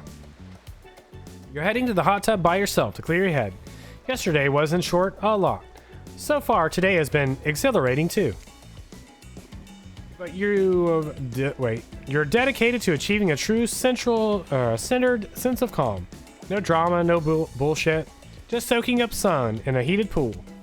Today you're on a date with you. Oh, I like that. I want to be on a date with me. Who would make the first move? And aside from that disturbing thought, all is going to plan until a shadow blocks your precious sun. spiky tipped like a palm tree is bending over to screw with you. But it's no tree at all. It's... Hey, babe. Breakfast was weird, huh? Everyone just getting up and announcing how they're feeling? What's that about? Some forced kind of check-in with the group? I don't like it. Fishy. Kind of lazy. Whatever, though. Breakfast is dumb. No one should eat before noon. Or after 4 p.m. Yeah, I do intermittent fasting. You seen my abs, by the way? Maybe you can see them later at my private stage on the other island. You know, Ip Island, where all the Hollywood celebs hang out. If you play your cards right, I could give you a private show. Catch you around. His abs are pretty amazing, you gotta give him that. And the blow-up bat, threatening but adorable. Makes for an interesting silhouette. Genius design. He's a psychopath, just like the rest of them. You don't gotta give him anything. We're not best friends. Just because we had a little talk about doing a little talking. It's not an open invitation to go smashing the fourth wall every 5 seconds. And now that that guy is gone and we've got some ground rules established that we're definitely going to abide by, it's time to lay back. Take a deep, slow breath, and... Nope, another shadow. These people will not leave you alone. Let's see who it is this time. Oh, it's Spirit. Yeah, that checks out. You two have gotten pretty cozy. We should get out of here. I know a place that brings a bit of welcome darkness to this tropical nightmare. Best of all, I'm the only one that seems to know about it, so I won't be bothered there. I don't even know why I'm telling you, really. It's my private spot. I guess I've got a feeling that you'll appreciate it in the way that I do. Not like these other killers. They don't get me. But I'll get them. Oh, I'll get them. And I'll get my father, too. I'll punish him for what he did to my mother and me. Spirit radiates a menacing aura, waving her sword around in the air as she threatens, well, the entire universe. It's scary, and more than a little hot, if you get turned on by menacing. Look, well, this time on Murder's Island has got us both a little confused about things. I'm choosing to lean into it. I suggest you do the same. I'm not confused about anything. My love for Spirit grows every time she talks. You've seen her get mad, which is probably enough to scare you into compliance. But you've also seen that there's a little more sensitive side hiding within her. Which one do you think will win out? You consider her offer, but... Before you can decide if you want to go off with Spirit, the Huntress interjects. I guess you could go off with Spirit today. She seems pretty cool, actually. I think if we weren't here on the island vying against each other for your attention, we might actually be friends. We might have something, though, you and I. I couldn't let you go off to her goth lighthouse without speaking up first. Yeah, I know her secret spot. I see everything through the holes in this adorable mask. So my offer stands. We can still hang out today. Plenty of room at my cabin. Wink, wink. It's pretty cute the Huntress thinks she has to say wink, wink out loud. The mask barely even hides her face. Tough choice. You weigh your options quickly because you can only go on one date today and you also don't want to be hacked to pieces for saying the wrong thing. It's always good to remember that these are all cold-blooded killers. But you know what they say, when life gives you lemons, you make lemonade. And then die a horrible, wrenching, writhing death after drinking it because the lemons were poisoned all along. Sorry, this island has really got me tilted. So who will it be? Absolutely. It's funny that they were on opposite sides, because then they switched the pictures from where they were. I gotta go with Spirit. You've made the correct decision. But know this. Just because you picked me doesn't mean I'm going to slobber all over you like a dog. Understand? Well, of course You've still got a lot to prove to me. I want to believe that our connection is real. But I've been hurt before. Literally. With a katana. A katana that I now wield in spectral form. You feel me? Because you will feel me if you try any of that macho trapper crap. Yeah, I feel you. Before you ask Claudette and Dwight to clarify, I'll just let you know that yes, it is too late to change your answer now. Oh.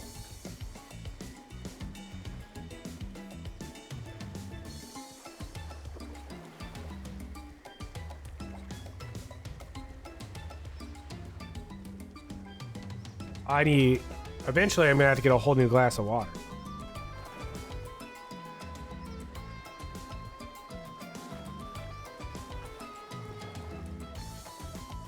All right. Too late. It's not too late, it's never too late.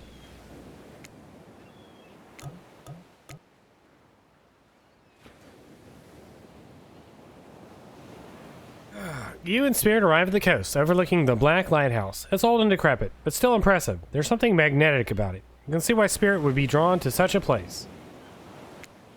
You look Spirit up and down and notice that she's wearing all black, just like the lighthouse.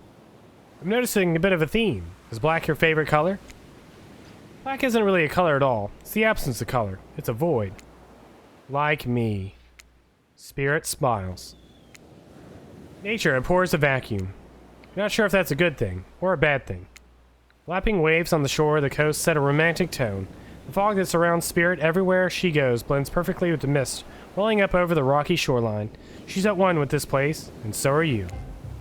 Peace doesn't last long, however, as the lighthouse lets out an eerie howl.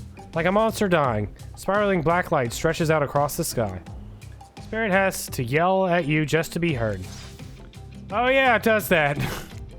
The light and sound recede, and the two of you sit in silence. Spirit lays a towel down and then pats on it gently. Clearly she wants your company, so you oblige. When you do, she takes out some sunscreen and hands it to you. Not exactly sure what to do. Is this an invitation to get a little hands-on action? What else could it be?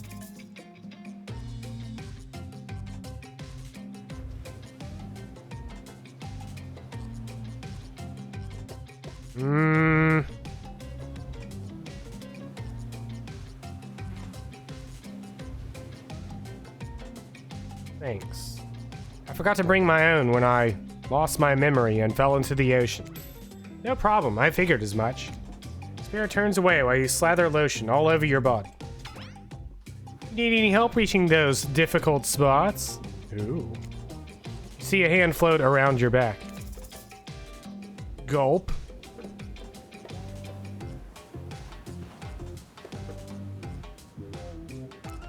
Swallow hard, trying to make room in your throat for words to come out, but nothing does. You're embarrassed enough and decide to just live with what you've got. Oh, nope.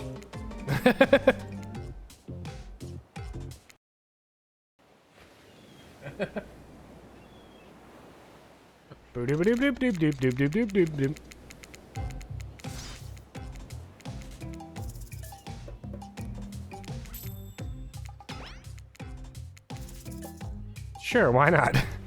Sure, why not? Spirit's hand on your back is ice cold, but she has a soft touch. When she's done, she takes care of herself. You watch as Spirit applies sunscreen to herself in the most unique way, by floating her own hand around her back to spread it on. How's the necromancing going? Absolutely not save scumming. Never save scum at all.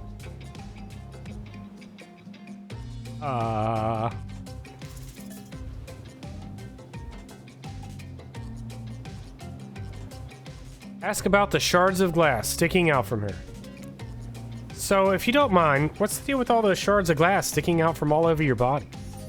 You really want to know? You're not creeped out by them?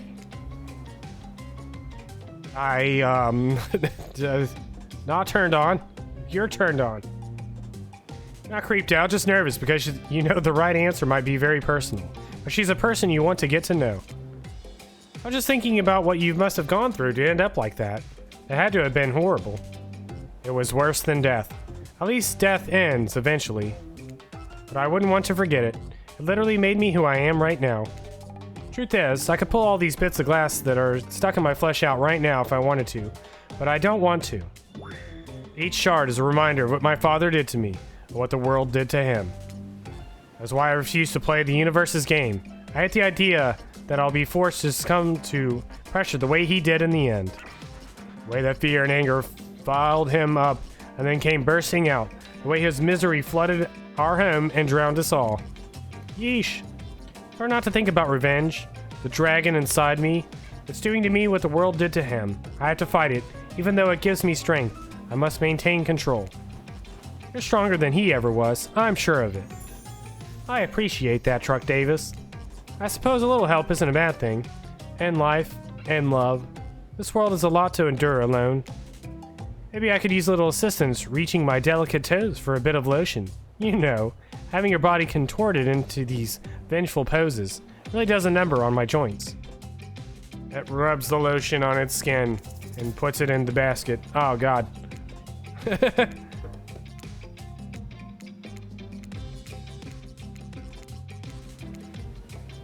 My whole life depends on this moment. Perfect. Oh, please be perfect. Not bad. Oh, I missed. You missed completely. Oh, not bad. Perfect. Well, I suppose that the lotion made it to where it was supposed to be going eventually. And you weren't too incredibly wasteful. I'm not a woman who believes in rushing through things just to get them done. If there is a next time, I'm sure you'll do even better. Did I do terrible? You look up at the lighthouse, its ominous dark form hovering above this moment between Spirit and yourself. Evil as it clearly is, in this case it does you a solid by blurting out another ominous moan and burst of black light that rescues you from this awkward silence. Oh my god, a ghost ship. From seemingly out of nowhere, an ancient-looking ship appears in the water. It glows, itself a thing of death, a spirit of a ship that once sailed these seas centuries ago. A tattered black flag whips into the ocean air above the ship as it careens towards the shore, before crashing on the rocks. Must have been drawn in by the lighthouse. Hear the distant shouting of sailors as the old wooden ghost ship breaks up and sinks into the water. Alright, it does that sometimes too. Should we, do something? Nah, the sharks will take care of it. In a minute, the ocean is quiet again except for the waves. Note to self, hungry sharks. These time-traveling pirates, whoever they were, half sure you saw one of those skull crossbone flags, aren't the only ones drawn here today. It's Wraith. He has emerged from the palm trees behind you. I didn't come here to break up your date or something. I came here for that. Wraith points to the lighthouse. It is indifferent to his attention. I've been seeing it in my dreams, shining a strange light on me. I can't avoid it. Through woods and walls, nothing seems to stop it from reaching out to me. Duh, it's a haunted lighthouse. It does that to everyone at some point. You're no more special than me, those dead pirates, or that mermaid I saw wash up on shore that one time. You. Mermaids, by the way, aren't even close to as beautiful in person as they are in movies. More sea witch than underwater princess, if you catch my drift. It's all part of the vast conspiracy, an epic river of lies that runs beneath the island, or something. Pretty sure I figured it out. Basics anyhow. If you come with me, I can. You can get cut! Spirit waves her katana, nearly trimming a couple buttons off of Wraith's tropical top. He takes the hint and backs a few steps slowly. For the quiet guy, he never really shuts up. Okay, be that way, you see. Moan at last, tension broken. Deathly moans quiet, and Wraith banished back to wherever he hangs out. You scooch closer to Spirit, breathing in the damp, foggy air that seems to emanate from her. Not quite clear how that whole fog thing works, but you don't even care. You're feeling this moment. Spirit seems to be feeling it too. She starts to adjust her robe, and you get a peek at the bathing suit beneath. For someone who seems intent on proving how little she cares about what everyone else thinks, she put a lot of work into getting into that suit. It's got straps for days. However, you're so focused on what's happening with Spirit, you don't see the next interruption coming.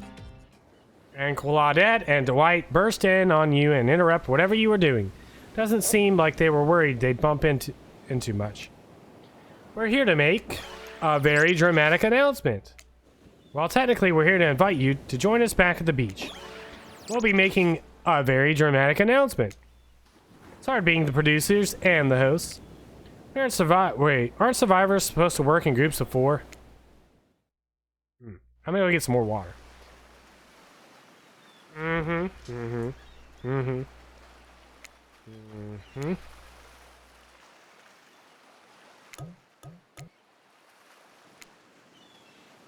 Be right back in like 30 seconds.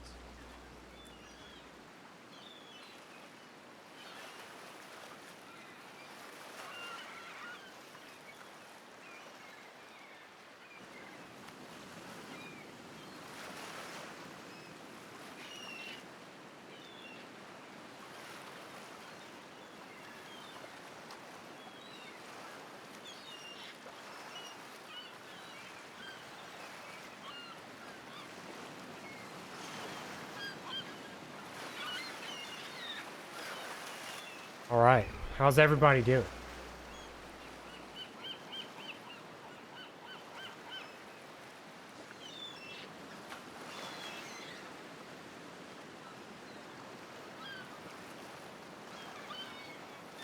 Great, great.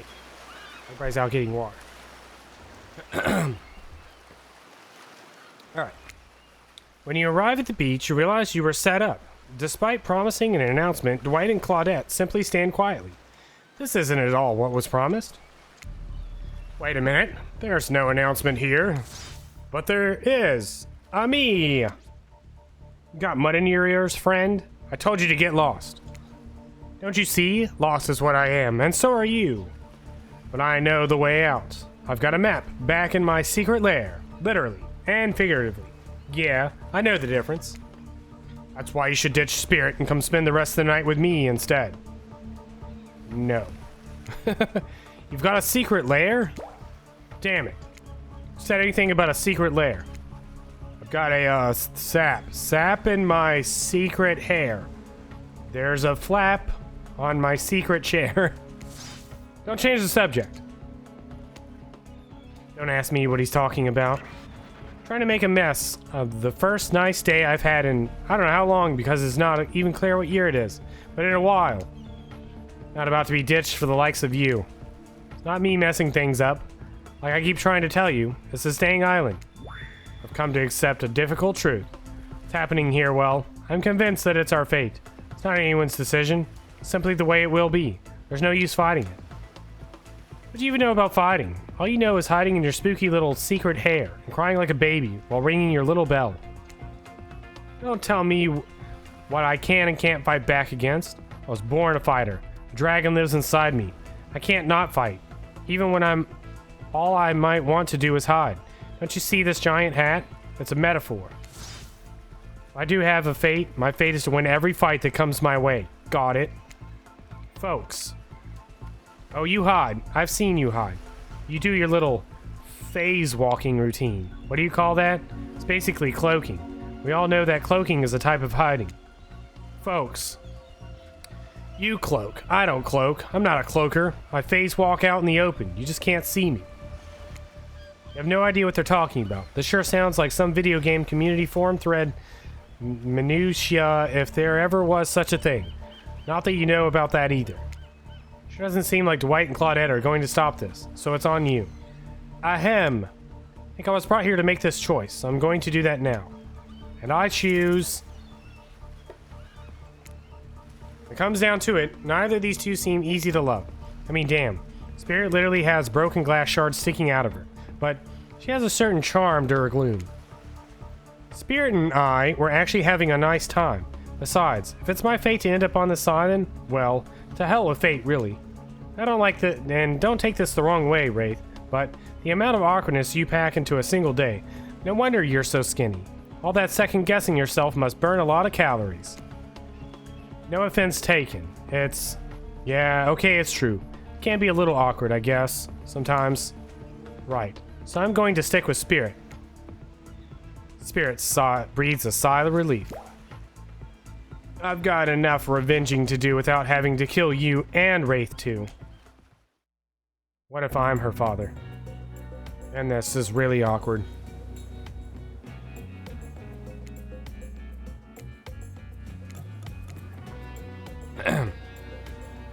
Spirit walks you around a corner to show you something that she discovered in this place and knew was meant to be connected with her journey. A cherry tree, of course. Just a small sapling, but it has begun to sprout flowers. Doesn't make sense to see a cherry tree here, in this place. Also doesn't make sense to see a ghost in a black bathing suit, so you just accept it. Spirit steps up to the tree, a cold breeze pulls some petals off, and they come cascading through the air, around the both of you. Do you know the meaning of the cherry blossom? They're beautiful, but also quite symbolic. Of course, like all good symbols, their meaning is pretty complicated. What do they mean to you? For many people, being among cherry blossoms is like being at a celebration of life. People travel great distances just to be near their vibrant beauty. However, as beautiful as they might be, they aren't magical. They're simply flowers. They quickly die and fade away. And for this reason, they are also a symbol of the fleeting nature of life, of our fragile mortality.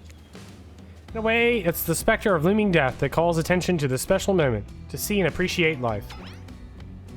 How does that duality make you feel, T. Davis? Unsure. Spirit's question isn't easy to answer. You want to impress her, but you also want to be true to yourself. The entire range of human experience stretches out before you, and you feel paralyzed by the different options available to you in this moment. That's okay. It wasn't a simple question with a simple answers.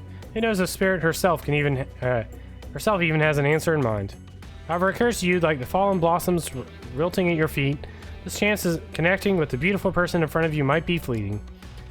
Is one of these answers the better choice, or do you remain unsure? Still unsure.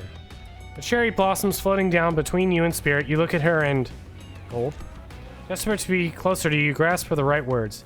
Say that will capture your feelings and her heart, but they don't come. I don't know how to feel. I wish I had an answer for you. I wish I knew the correct response. But as far as I can tell, there isn't one. Nothing that's easy to explain, at least. Spirit looks into your eyes, but does not speak. Pink blossom brushes between you and lands on the ground at your feet. My feelings are all mixed up. Like petals of this cherry tree, floating through the air, swirling out of my control. As I look at them, I have no interest in answers. It's enough to simply observe. It's enough not to know. It's enough to be here, right now, with you. Spirit smiles. She looks at a petal in the air, and you watch as her eye tracks it. The gusty sea air sending it on a spiral journey away from you both. Once the fallen cherry blossom represented the souls of samurai warriors. Those with noble characters. Those who did not fear death. Those who were killed in the greatest sacrifice to honor their emperor. Their lives were short, but their purpose gave them beauty. Those warriors saw death coming, but they never despaired. They stood and faced it. They held their swords and struck down their fear. But despite the samurai spirit that lives on in me and my noble bloodline, my life has ended, but my death continues to stretch on. The cycle is frozen. This cherry tree, it's not real. Though its petals fall, they soon replenish. It's as if it were installed here by someone. Watch as Spirit chooses her words very carefully. By something with no respect for the balance of life and death. We're sorry to interrupt. You know we don't believe you, right? Yep. This time we've got a really good reason. It has nothing to do with us being manipulated by an unseen force, because that definitely is not happening. Nobody accused you of that, but okay. We're just here to tell you that it's time for dinner, silly. Get it while it's hot. Guess it's time to go, or whatever.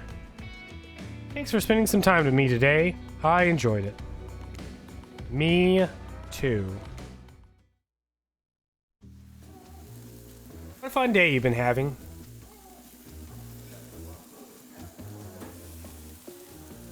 What is this song?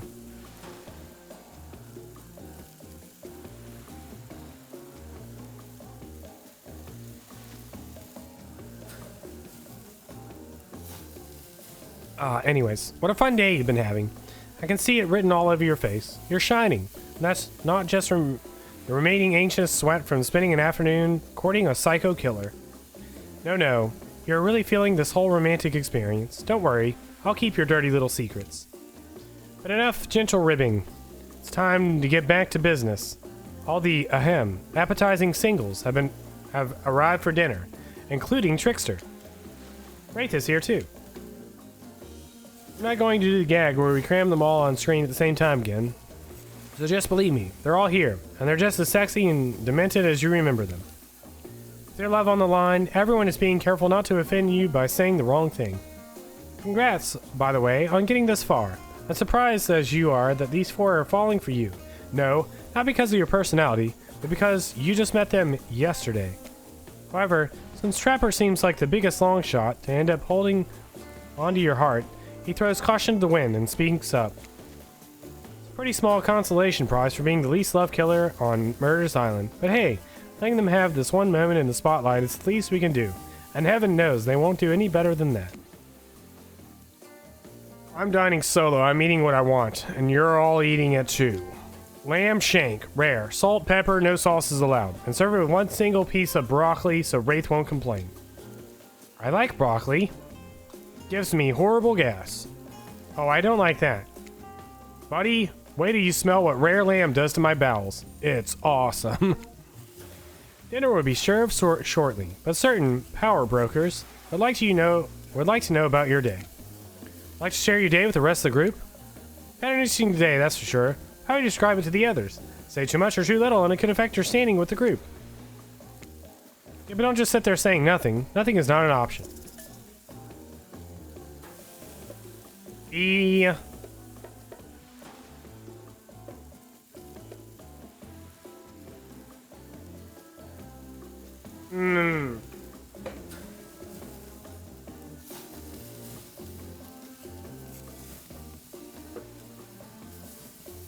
Let's be coy. Wasn't really a date, more like two people avoiding each other else and choosing to be alone, doing it in relatively close proximity to each other. That's exactly right. Couldn't have not said anything of value better myself.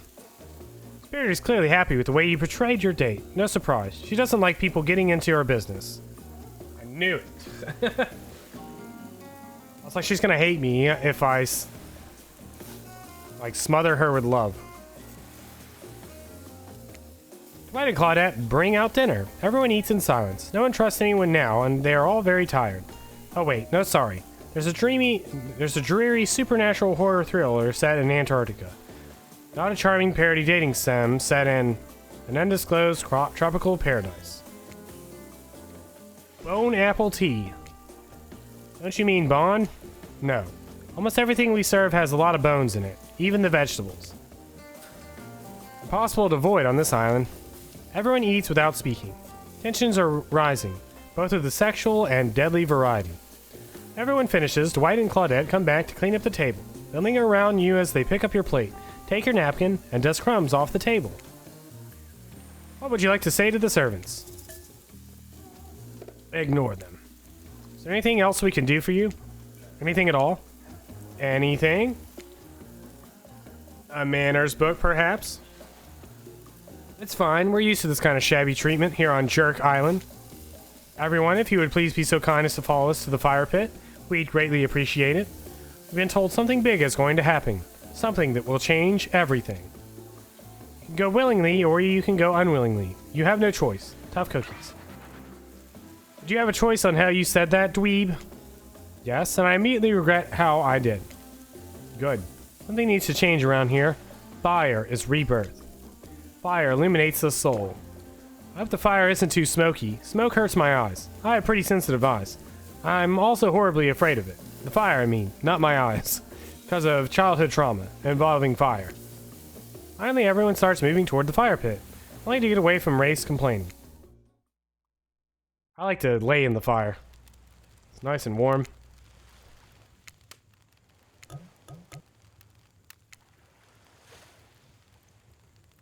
Take a seat on a comfortable log, feeling the fire's heat against your skin, and wait for other killers to take their places, wondering who will want to tell a story this time. Will narrator tell a story? I bet they got a stunning creative mind. Hey, you think? Are they allowed to simply place thoughts in my mind like this? Doesn't seem fair. Everyone makes their way in, but something unexpected happens. Nothing happens. Something almost always seems to be happening here, so nothing is probably not a great sign. Oh, cool. Now everyone is looking at you. So, you know, do something. Should I pick someone to tell a story? Or could we play charades? Boggle? Well, we were actually thinking, why don't you tell us a story? Wraith points his spine and skull staff thingamajig at you. You duck out of its way. Who knows what that thing can do? Probably shoots lasers. Try not to bore us. We're just very interested in you. Don't speak for me, Huntress. Now you can't tell if you're warm from the fire or if it's your nerves heating up.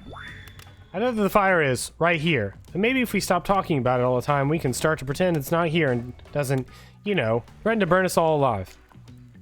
He's not supposed to hear me. Get out of here, Wraith. Truck Davis is about to make an important decision about telling a story or not. I'll tell a story. Sure, I'm game to tell a story. I hope it's a mystery. Okay, so what type of story do you want to tell? Romance. Bromance. I'll tell a romantic story. About two lovers who take poison together and die foaming at the mouth? Yes. About two strong hunters who meet when they both try to bludgeon the same wily Wolverine. Not quite. It's about my parents. They met at a party in college. He was hosting, she'd been dragged there by some friends. It couldn't have been more different, and yet, as the night went on, they were drawn to each other. She made fun of his taste in music and took an interest in her major, women's studies. Tell us a story about Uncle Marcus. They were married within 2 months.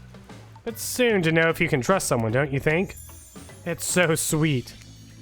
Exactly. I learned a lot about love from them. If you know, you know. Some people don't need years to get acquainted with their partner. Love could spark from a mere look across a campfire. Now you've got their attention. Each killer is furiously attempting to catch your eye from across the fire pit. Except for Trickster, who has wandered over to the bar and is loudly playing his own music on headphones to drown you out. But that was not a very good story. I don't mean to insult you, but it was actually quite bad. Sorry, but this narrator keeps it real. We can't just end there. So who else would like to hear a story from tonight? Look from killer to killer, try and decide who might be the most entertaining. Obviously, Spirit.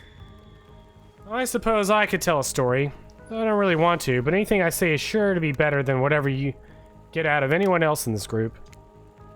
Like all good stories, I stole this one from someone in the past, who is dead now, can't do anything about it. Uncle Marcus.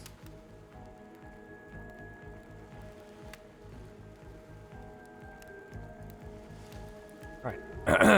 It's story time. It's called The Bride.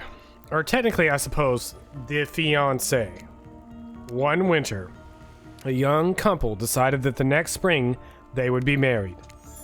The two were madly in love and could not wait for the snow to melt so they could join in matrimony and unite their souls for eternity. For the latest brutal trends, they decided to have their wedding ceremony at the edge of the woods by a beautiful, shabby, chic farmhouse. Together, they spent months planning the details of the wedding. The two created invitations, figuring out seating arrangement, and tasted 100 cakes before settling on the perfect one. They chose Lilokoi.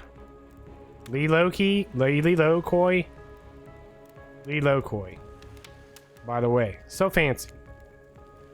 When it came to them to hold on, I'm writing this down.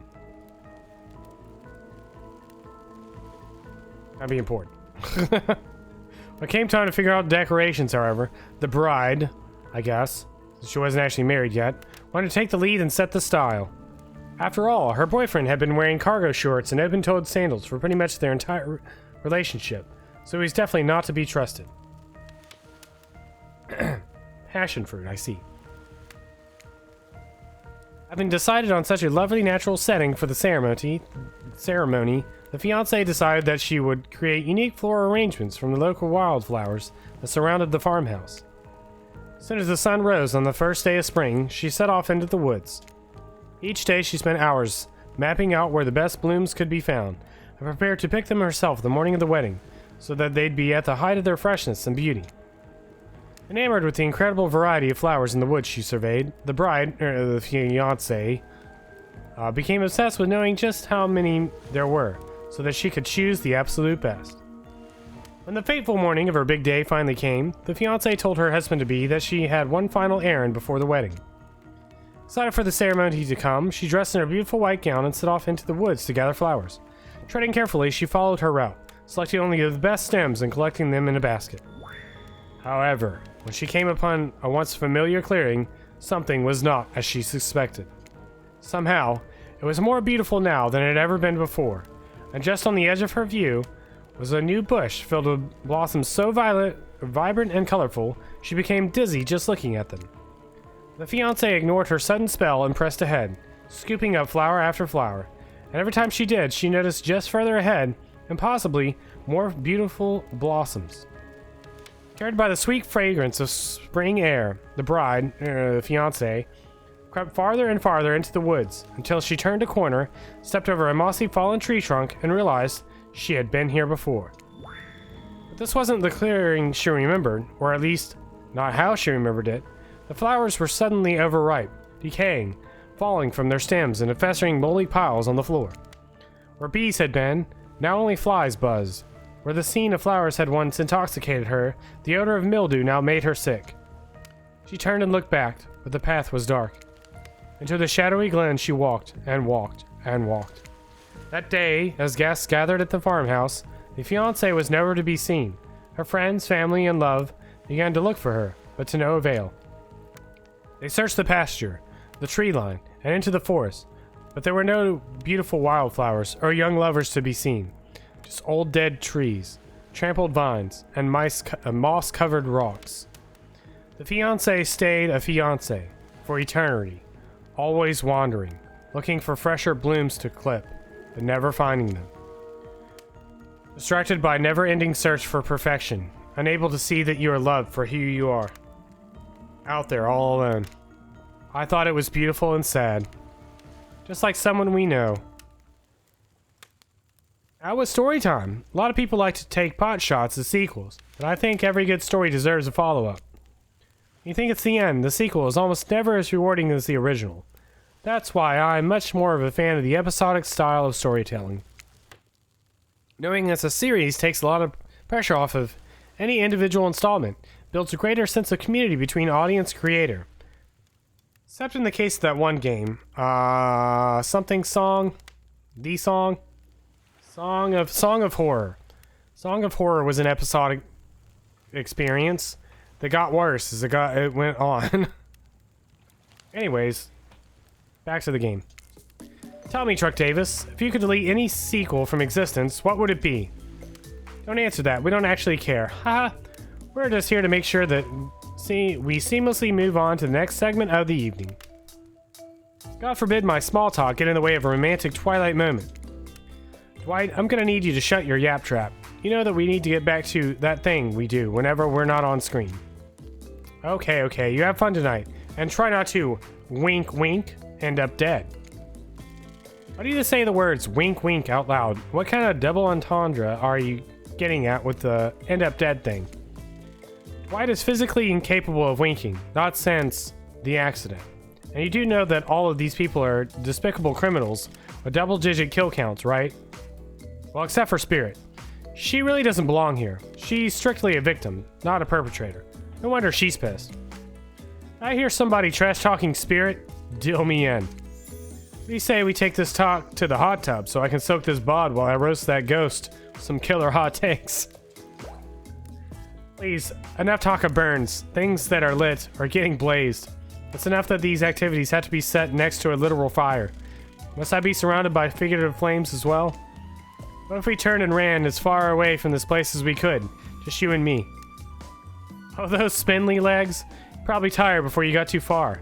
If it's running away to someplace more secluded, Truck Davis is after, it should obviously join me. Have you seen these legs? Pure power. Not that my walk speed really reflects on my giant stature. That's because I choose to move slowly for stealthy reasons. My own choice, and it's completely logical.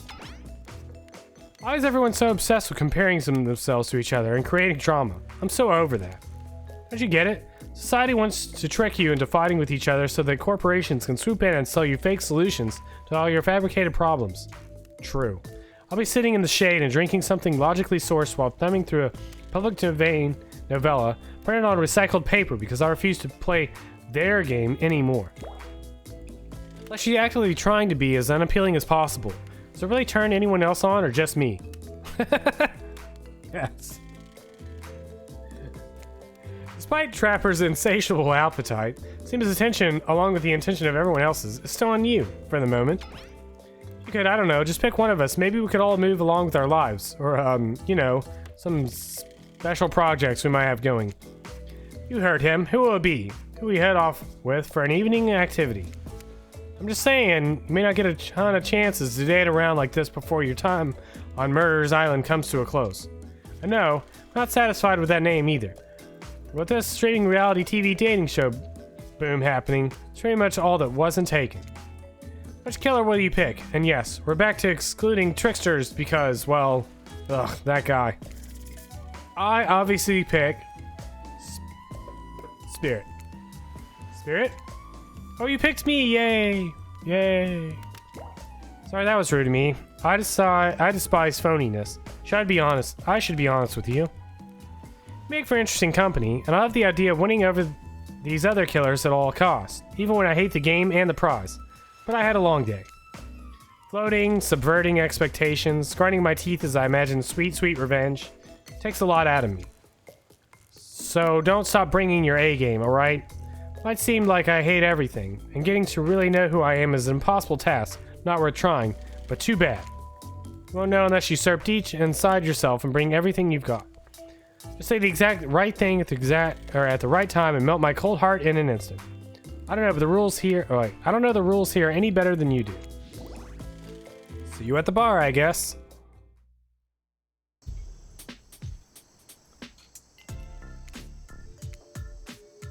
What?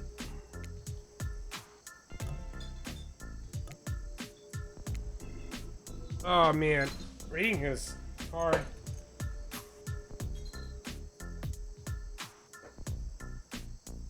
Kuroki, if you could delete any sequel from existence, movie sequel from existence, what would you delete?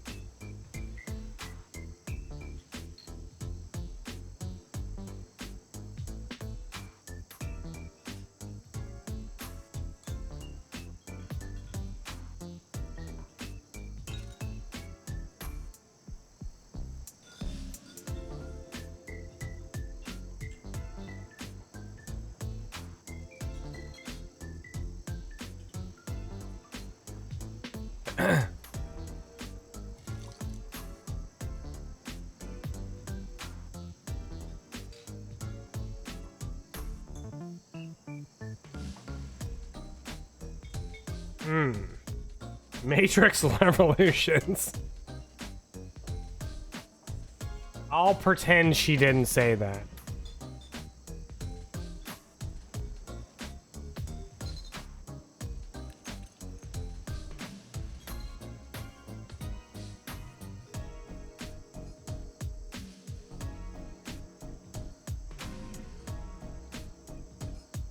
All right. Haven't been in a movie theater in over 10 years.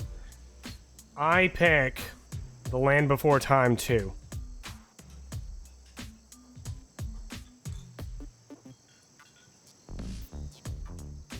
That's my answer. Alright, you arrive at the bar to find Dwight and Claudette both holding cocktail shakers, surrounded by Nivea bottles for assorted boozes. Who's ready to get wasted? I don't drink, so not me.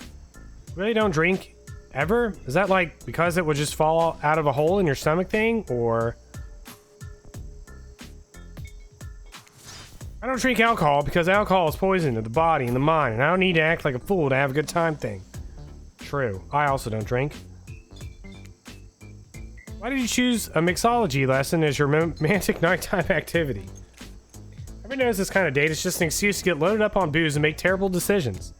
It's true, not a single person has ever learned anything at one of these things. Dwight, that's not true. You learned how to tie a cherry knot and a stem using only your tongue.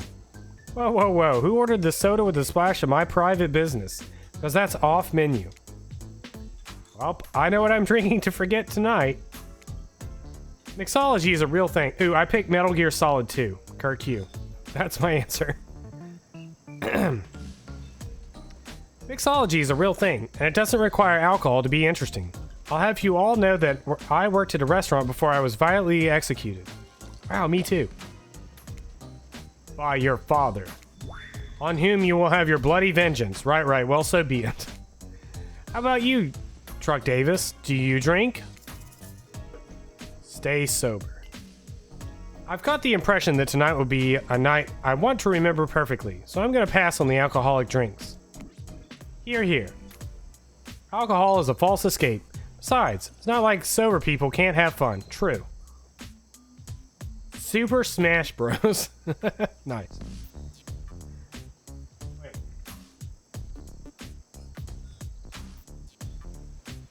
Alright, Kirk, I want you to know right now. You hear that sound? That's the sound of me tapping Super Smash Brothers Brawl for the Wii.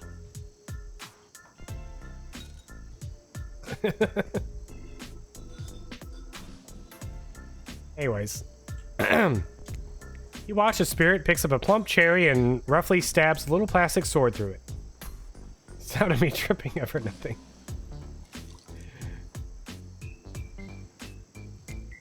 Cherry juice splatters everywhere, and it's funny.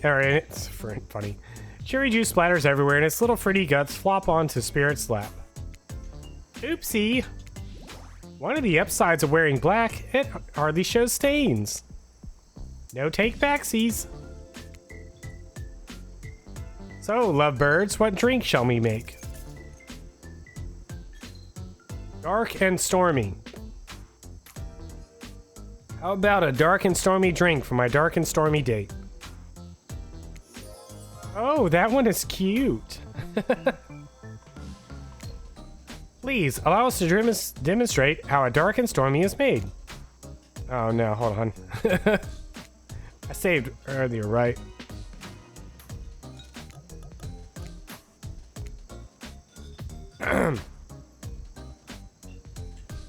First rum, or in this case, extract a bit of apple juice, is poured over ice. Then fresh ginger beer is added in, garnish with the lime wheel, and drink. The end. You think you're up to the challenge of replicating this recipe, Truck Davis? Replicating rum substitute and ginger beer over ice? Don't forget the lime wheel. Rum substitute ginger beer over ice with the lime wheel. Not sure I appreciate your tone, but yes, you've got it. You're a natural, a sassy natural. You and Dwight might have more in common than don't you there. Nickelodeon All-Star Brawl 2. Nice. Sequel, the much needed sequel that everyone needed and wanted. Spirit seems to be in a lovey mood as she sips her drink her dark and stormy. She's not even rolling her eyes at your petty behavior. On cue, a literal dark storm begins to make its way in from the ocean. You taste your own dark and stormy as you watch the clouds approach. It's quite refreshing. Isn't this fun?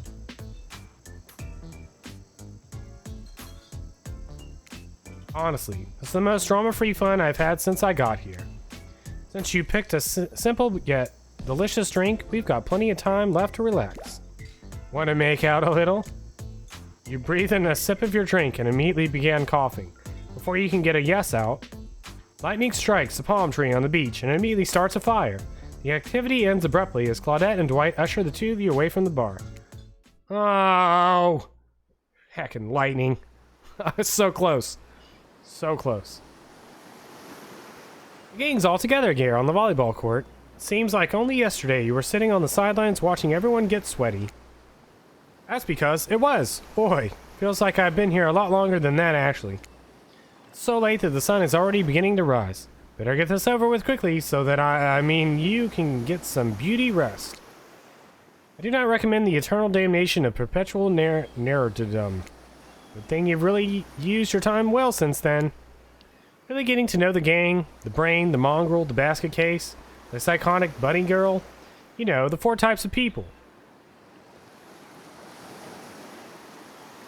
I'm guessing the spirit is the brain. Anyway, everyone is gathered on the volleyball court for a new type of game. Pitch your dream date and see who Truck Davis chooses. Who's ready for a round robin? How round are we talking? No, not to eat, Huntress. Each killer gets 2 minutes to tell you about the dream date they have planned for you tomorrow. No particular order, which is a weird thing to mention, right? Almost like the order does matter. Trapper, why don't you go first? You think you deserve it, even if, in this case, it's a subtle dig. Start talking. Trapper, without further ado, would you like to make us all uncomfortable by pushing the boundaries of what's acceptable not only in polite society, but within the narrative of this in-world event and also the larger meta-narrative of a Dead by Daylight dating experience? Sometimes you just gotta say it. Why, yes. Thank you. I'd love to. So, Truck Davis, you're thinking of picking me? Well, this is your final warning. Pick me and be punished. And rewarded? Tomorrow will suck, probably. I'm not an easy guy to get along with. I know that. But I can tell you this much. I'm hiding a secret on this island that will make fans shit themselves with excitement. If you like Trapper, you're gonna love it. And if you're not a maggot, also everywhere, and even confident, sexy ladies in rabbit masks better stay the hell away from my yacht. Great, Huntress. Why don't you take it from here? Tomorrow morning, I'm planning on a nice atmospheric breakfast on the yacht. Don't worry, Trapper won't even know it's gone. What was that? Nothing. Go away. Then, boy oh boy, I've got such an adventure planned and involves hunting for treasure. What kind of treasure are we looking for? Guess you'll have to pick me to find out. Let me tell you, it's primo stuff. Now, if you don't mind, I've got to start preparing because it's clearly already you're going to pick me. Confident, mysterious, I like it. Sorry. Anyway, Wraith. Well, I don't know. I'd really prefer to just tell Truck Davis privately. I don't really know how that's going to work with these game mechanics. What if you just whispered it to Truck Davis? Wraith considers this for a long moment. Too long. That's fine. Without moving, Wraith lowers his voice to a barely audible whisper. Tomorrow we have to find my bell. Then I can finally tell you about what I've been working on. It's going to be really special. Kind of thing we will really bond. Maybe finally get off this island. Maybe then we can go on a real date. You done? Is that it? Wraith nods, proud. Had a spirit. Figuratively. Damn it, Dwight. You gotta watch your words with these people. Tomorrow, you'll spit in the face of God, die, and be reborn anew. I'm listening. That's it? You're not intrigued by that? I don't want you. Go draw crayon art with Trapper, or dig up whatever mysteries with Wraith. I don't know what these guys do all day. You want to at least specify which god you'll be spitting in the face of? All of them. The narrator. All of them. She's perfect.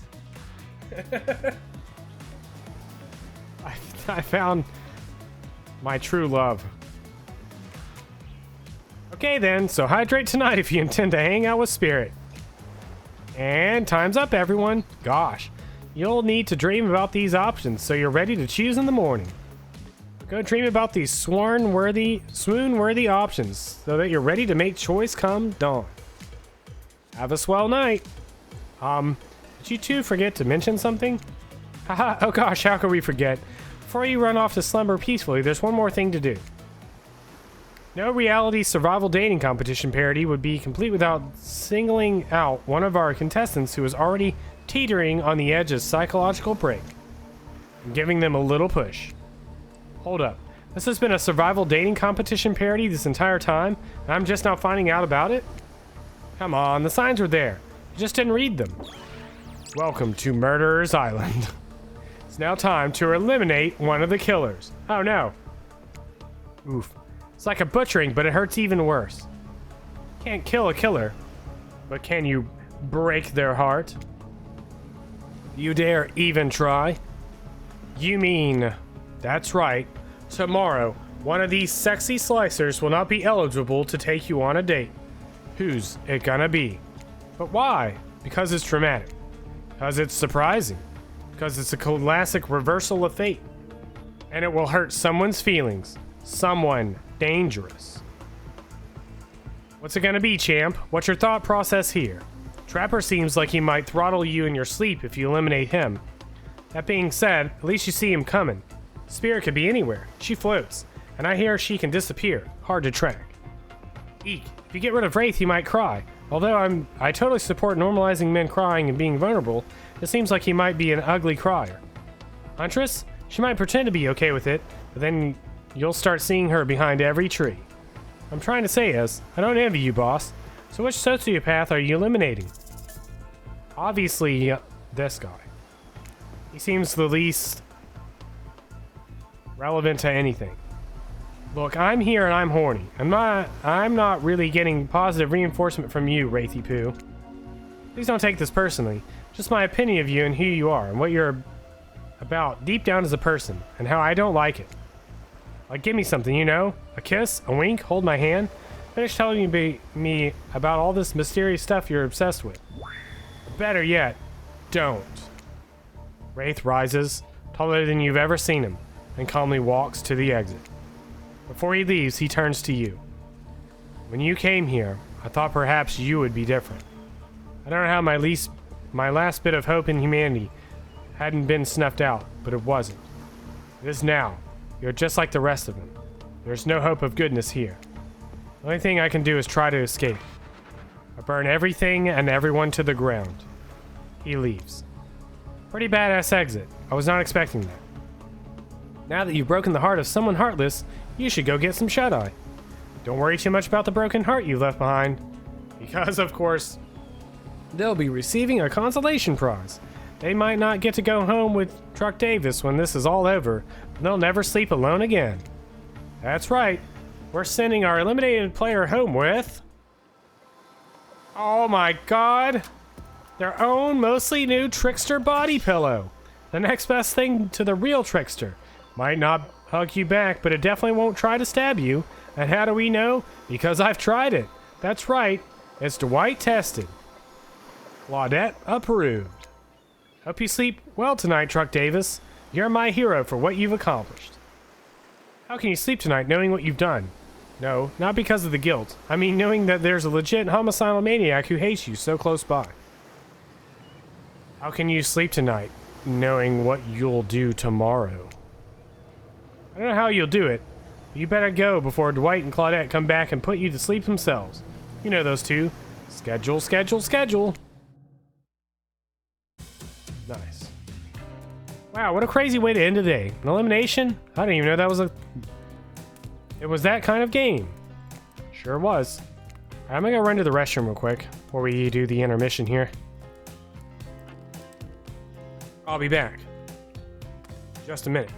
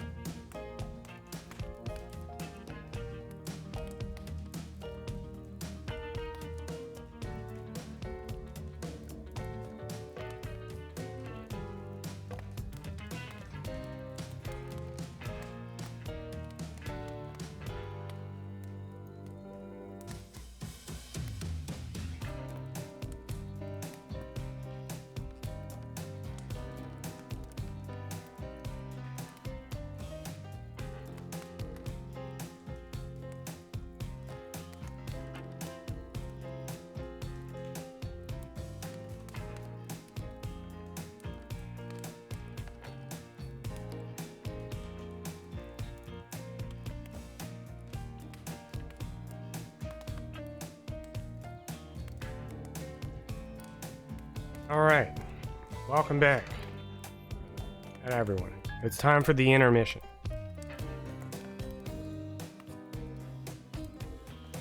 After I take a quick drink.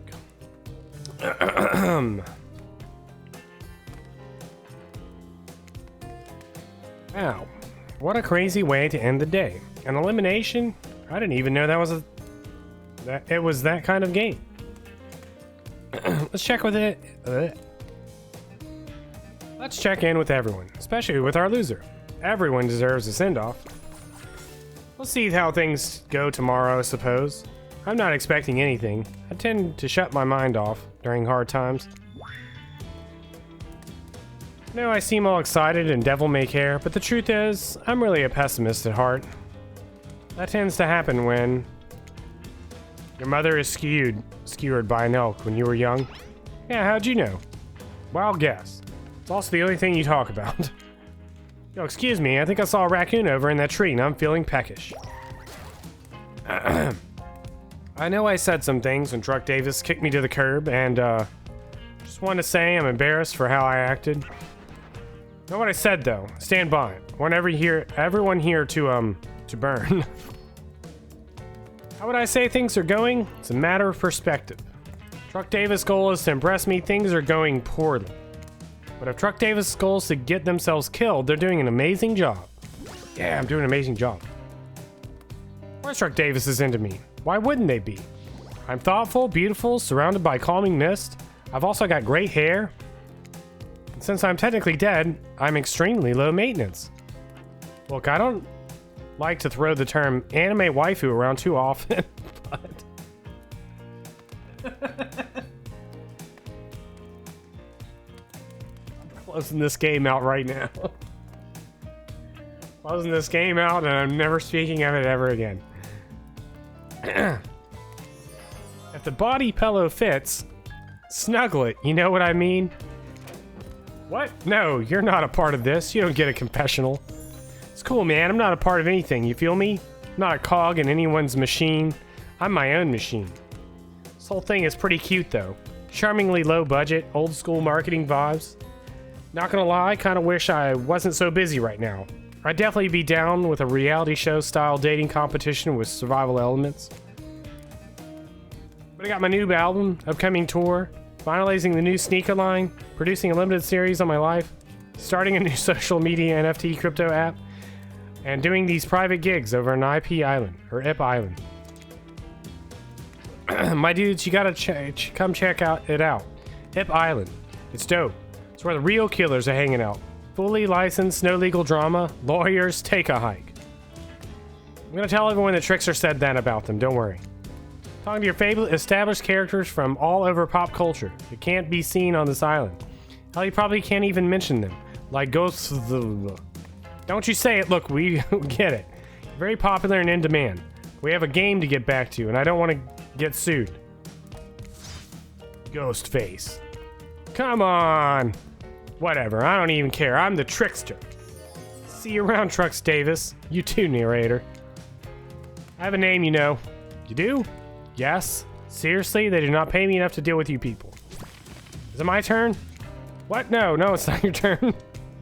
You're sentient water. How are you even sitting in that chair? What's a chair? It's the thing you're getting all wet. Now it's gonna smell like mildew. Okay, rude. Fine, let's just get this over with. It's your turn, Ocean. Do your check-in. Check-ins? I was just looking for the bathroom. Bathroom? Are you serious? It's down the hall to the left. It's okay, never mind. Never mind? What does that mean? No, not you two. This wasn't meant to be confessional time for literally every character in this game. It's okay, we don't have to confess anything. We're just working our asses off for 2 days straight and wanted to sit down somewhere. This chair is wet. Yeah, I think the ocean just peed in it. How's... You know what? I don't care. You are looking pretty pleased. You are looking pretty pleased with yourself. We got something to confess. Okay, great. What's it gonna be? You ate glue in the 2nd grade? Teaching on an algebra test once? Watching Wraith get eliminated was the first time in this unending spiral staircase of pain that is my life that I felt even a mediocre of joy. Every minute that I'm alive is a nightmare. This place, the sun, the sweet sugary drinks. Sounds fun for a long weekend, but for an eternity? The unrelenting rhythm of crashing waves and waving seagulls. It's like a crescending song of evil that makes me question the very foundation of the universe. Why am I here? Why are any of us here? What kind of sentient being would do this? Please, erase me from his existence. Make it so I was never born. Pull the plug on this experiment and let my soul be free. And please, get me out of this polo shirt. Okay, let's get you to bed, buddy. I don't want to go to bed. Going to bed means eventually I'll have to wake up. Yikes, huh? That was a weird way to end. Ah, well, what are you gonna do? Let the camera roll long enough, someone is bound to say something crazy. Anyways, seems like everyone's had their shot to annoy me tonight, so hit the hay and get some rest. Tomorrow's gonna be a doozy. Soft sunlight warms your skin, nudging you awake. Also, you're using a killer crab as a pillow, which is sort of okay with. What's that? You don't know about the killer crabs? Oh, right. You didn't go on that Huntress date. You really missed out. It was thrilling. Or I guess it would have been. You'll have to play the game again to get that reference, I suppose.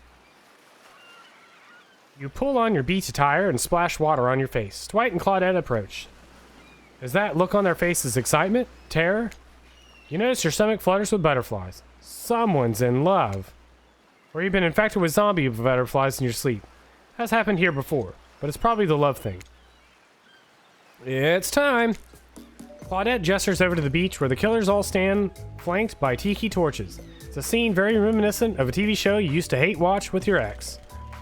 Suddenly, the message is clear. You are going to declare your affections for a killer in front of several other killers. Hey, isn't Trickster supposed to be here? We paid him good money to make some half-assed cameos in the show. I'm gonna choose Asia now. Before they walk over you for your big moment, a little birdie told us someone in particular has an extra strong crush on you. And another little birdie reminded us that you've been kind of a dick since you got here and reserved the right to withhold that information, even if it leads to you making a terrible decision that gets you murdered. So are you ready? Of course you're not, but too bad, we're on a schedule. Hope I get murdered by Spirit. You make your way over to the row of hotties. Claudette and Dwight stand off to the side, hands behind their backs. It's been quite the 48 hours, but there are clearly sparks in the air. And I'm not just talking about this rusty chainsaw, though I do recommend staying away from those sparks. Time for our newcomer to confess their love. Wait, I have to do a drum roll for this. No, you don't, but who cares? Truck Davis, who do you choose for your solo date? Wait, solo date? Can we at least do the flower thing? Dwight. I thought we agreed to keep that between us. No, not that flower thing. The thing where the suitor gets a flower as a symbol of the contestant's love and affection. Oh, right, I suppose. But no roses. They're such a cliche at this point.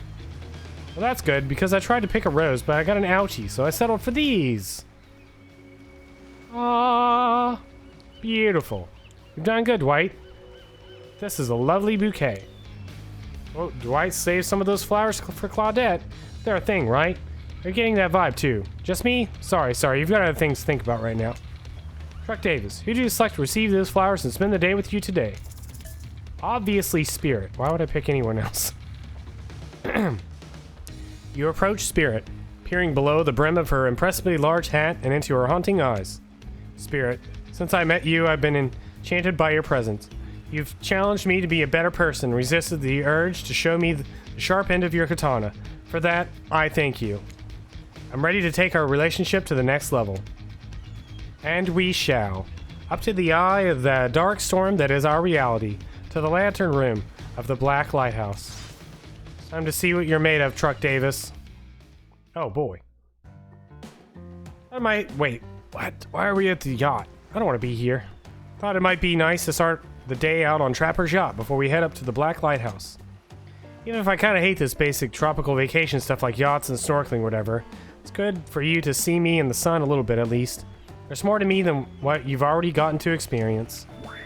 Now that my whole vibe can be a little dark. Yeah, that's why I like you. The hat, the swimsuit, the plume of floating hair. This wasn't always who I was. I was a normal young woman once, went to school, hung out with friends. Even had a part-time job working at a restaurant in town. And then, well, I know what happened. Your father, he he murdered me and I awoke. And I awoke as an undead avenger. That's not what I was getting at. Something else happened to me. I realized I needed to be seen. I don't even know by whom. A lot of time when you think about ghosts, there are these kind of see-through flickering specters. You imagine reaching out and having your hand go right through them. Ooh, like that sort of thing. Maybe there's some warpy effect on the world around you, I don't know, depends on which movie you're watching. When I died, well, I dare you to try and reach your hand through me. Not really, that's not an invitation. It's rhetorical. Why did I end up this way? Who brought me here to this island? Who knows? I sure don't. I've got my ideas. Maybe what happened, if I'm being honest. Maybe I was granted a wish. Maybe this is me finally being something to someone. Something scary, something violent, something feared. Without a doubt, something. Maybe whoever or whatever did this to me thought they were doing me a favor. Maybe. Last maybe coming up, I promise. Maybe they were right. Maybe. Look. Now you've got me doing it. Maybe they brought me to you. Something certainly brought us together. But I'm not exactly out there digging around in caves or dusting off antiques trying to find clues or analyzing their meanings.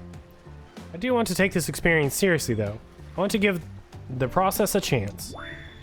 Maybe a dumb process, one that I have extremely little respect for as a person. But you just woke up on this beach with no memory of who you are or where you came from. Rather than freak out and simply try and swim away, you're giving this a chance. I actually didn't know that swimming away was an option. It's not. However, the fact that you never even tried, I think that means you've got courage. Or an open mind. Or, I don't know, maybe you stuck around. Because you like someone you met here. Maybe. While the two of you were getting all deep and philosophical flirty, the yacht pulled up to the shore next to the Black Lighthouse. Last stop, everybody off! There were other stops? Oh no, not on this trip of your life. Spirit rolls her eyes and leaves for the shore. I'm just messing with ya. This was the only stop. Nobody here is really looking out for our fun, so we have to make it for ourselves.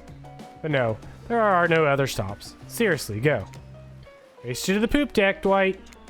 The ship doesn't even have a poop deck. Oh, it will. As you disembark, you see Dwight and Claudette run giggling across the ship. Too bad you can't date those two. They seem like they know how to have a good time. You arrive at the beach near the majestic Black Lighthouse. Its imposing form towers above you. It like autosaves, but I feel comfortable saving as well. Flock of birds circles lazily. No sense of fear or urgency, as if circling a corpse that hasn't moved in ages. I'm excited about today. See? Spirit places her wrist delicately in your hand and presses your fingers down against her skin. It's cool to the touch, but you feel...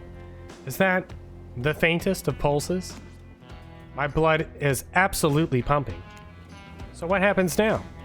Now I show you something that no one has ever seen up close before. Well, no one who has lived to tell about it. We're going there. Spirit points to the top of the lighthouse, amongst the circling birds. That's actually up there. Have you seen it? Hey y'all, how's everybody doing today? Oh god. Certainly seems to be taking the whole elimination thing well, or maybe this is the opposite of that. Better not bring it up at all and just hope he doesn't completely melt down. Hi Wraith. You sure seem chipper today. Something strange is definitely going on with this guy. Well, something else strange. Something different than what's usually going on. Wraith takes a deep breath, stoking in the ocean air like it's the greatest air has ever been sucked. Truck Davis, thank you. Thank you for choosing anyone else to go on a date with today. Alone again forever. This is how I was meant to be. I feel alive. Are you done? We're kind of, you know, on that date you just mentioned. Glad you're feeling better, Wraith, but like she said, we're in the middle of something. You mind? Oh, right. So what you doing? Heading up to the lighthouse? I love it up there. You can really see the whole island from up there. In fact, Spirit, I thought you said no one has been up there and lived to tell about it. It sounds exactly like telling about it. Technically, I don't think Wraith counts as being alive. I mean, I don't maintain the canon, but... Spirit raised her arms at Wraith from head to toe. And if he's not dead, now, he's gonna be when I punish him for interrupting our date. Hey now, we can solve our problems without our hair floating up into any menacing shapes.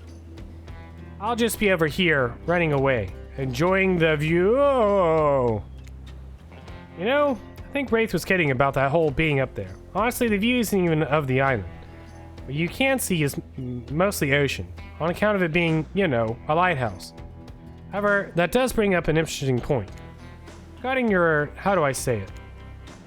Spirit's hand floats up as she scratches her head contemplatively. You don't usually see her lost for words like this. What's your mortal status? Because, despite what our lanky friend seems to think, Lighthouse is not to be trifled with. It's a beacon of death and suffering that brings doom to it from all corners of this world, if not further. Duh! Saw a freaking pirate ship seemingly travel through space and time only to crumble at the rocks beneath this spooky tower. But you decide not to point it out because that wouldn't be too romantic, now would it? I think I'm alive. I'm here with you, walking this beach, feeling the water on my feet, feeling the sun on my skin. Here, with me, the spirit. Does that really make you alive? Guess I don't know. Come with me up into the eye of the Black Lighthouse. You may never return. Is that a risk you're willing to take? Because we have something. I won't deny it. I feel it. I'd hate for you to simply turn to ash. We were to commit right here and now, figuring this out as friends. We could pull that risk off for another time. Friends? Just be French? Ouch. Is this our way of letting you down easy? I don't know if I want that friendship. I want you. That's why I choose you. I can't decide this for you. I can only warn you that it may not be safe. You might die up there, and there's nothing I can do about it.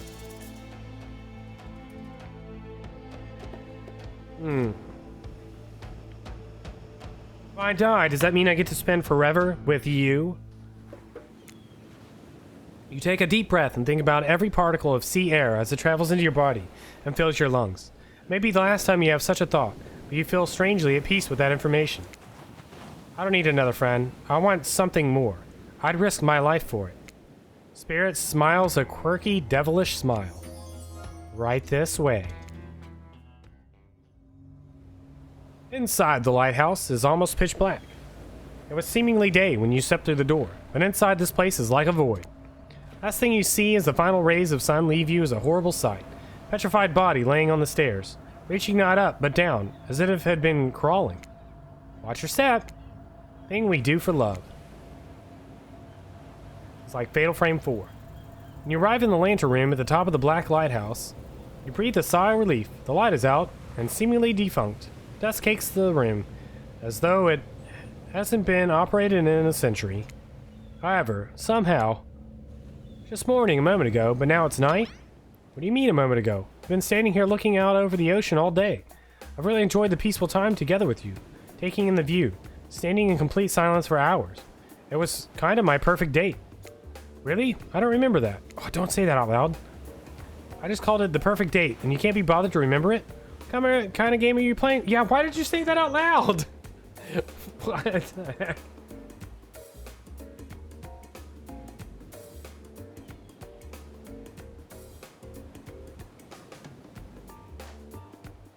Anyways, I just called the perfect date, blah, blah. I want to remember it. It's just that for some reason my mind is completely blank. But hey, I'm not dead. Or you're already dead and have been this whole time. That's true. We will never know. Doesn't look like the light is working. Even turned off. The light has a power to it. Massive lens refracts moonlight through itself. Subtle sparkle that has hypnotic effect. Maybe that's where the day went. Staring into this light as the sun fell and the moon rose.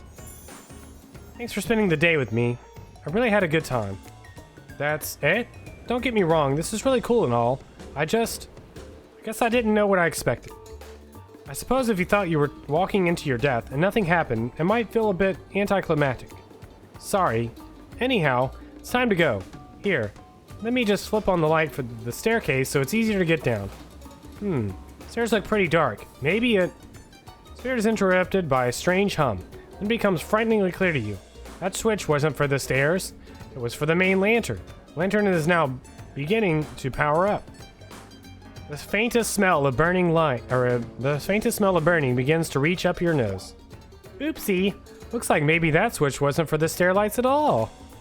Now we see who is really alive and who is really dead, I suppose. It was bound to happen sooner or later. You slam your eyes closed, hoping that somehow not looking at the light itself will protect you. Not sure I see the logic in that, but if it is magic, kind of defies logic. Want to see it, but well, I'm a little scared. Don't look directly into the light. Open your eyes and look only at me, and I'll keep you safe. Oh, God.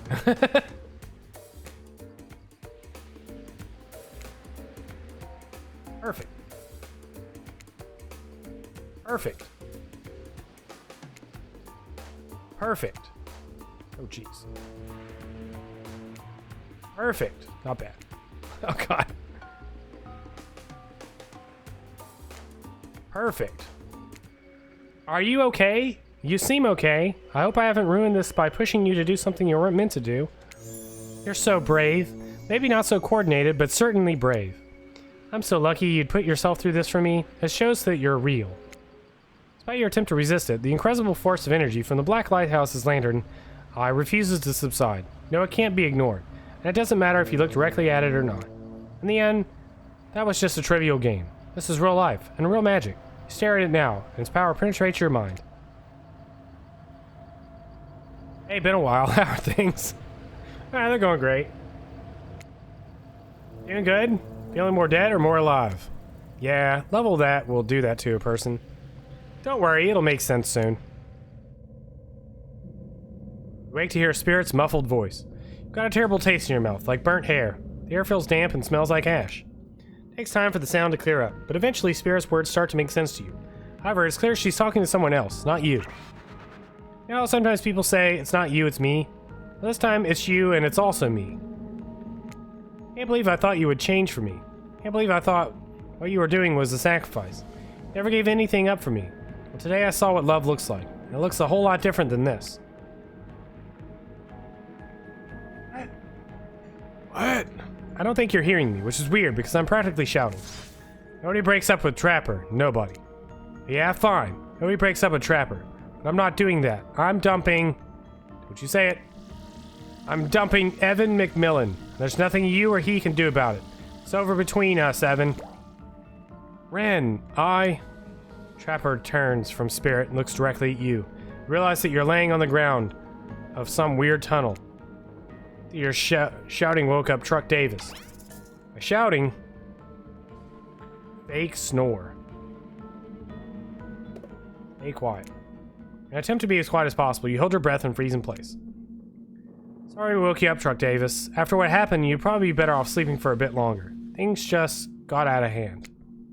How'd you know? We're talking in your sleep, basically non-stop, until you woke up and then got quiet. What was I saying? I don't know, I don't speak Dutch. What? No. What? Yeah, see, there you go again. The jig is, as they say, up. They know you're awake now, and you're going to have to deal with this awkward situation head on. Clearly, I shouldn't be here. The two of you are having a very personal conversation that I don't need to be involved in. I don't even know how I got here. Not here on this island, or here in this creepy tunnel. As far as the island goes, your guess is as good as mine. As far as this tunnel goes, we brought you here. You and the Trapper? But after the lighthouse light came on, you blacked out. On your way down, I thought you might have hit your head or something. It's hard to tell what blood is new or old around here. Either way, I wanted to get you someplace safe, so I asked Trapper for help. It's not that I can't carry you. I just don't feel like it, you know? I hate anything messing with my shards. Trapper, on the other hand, he loves nothing more than having an unconscious body draped over his shoulder. I'd ask Claudette or Dwight for help, but I don't trust them. But you trust Trapper.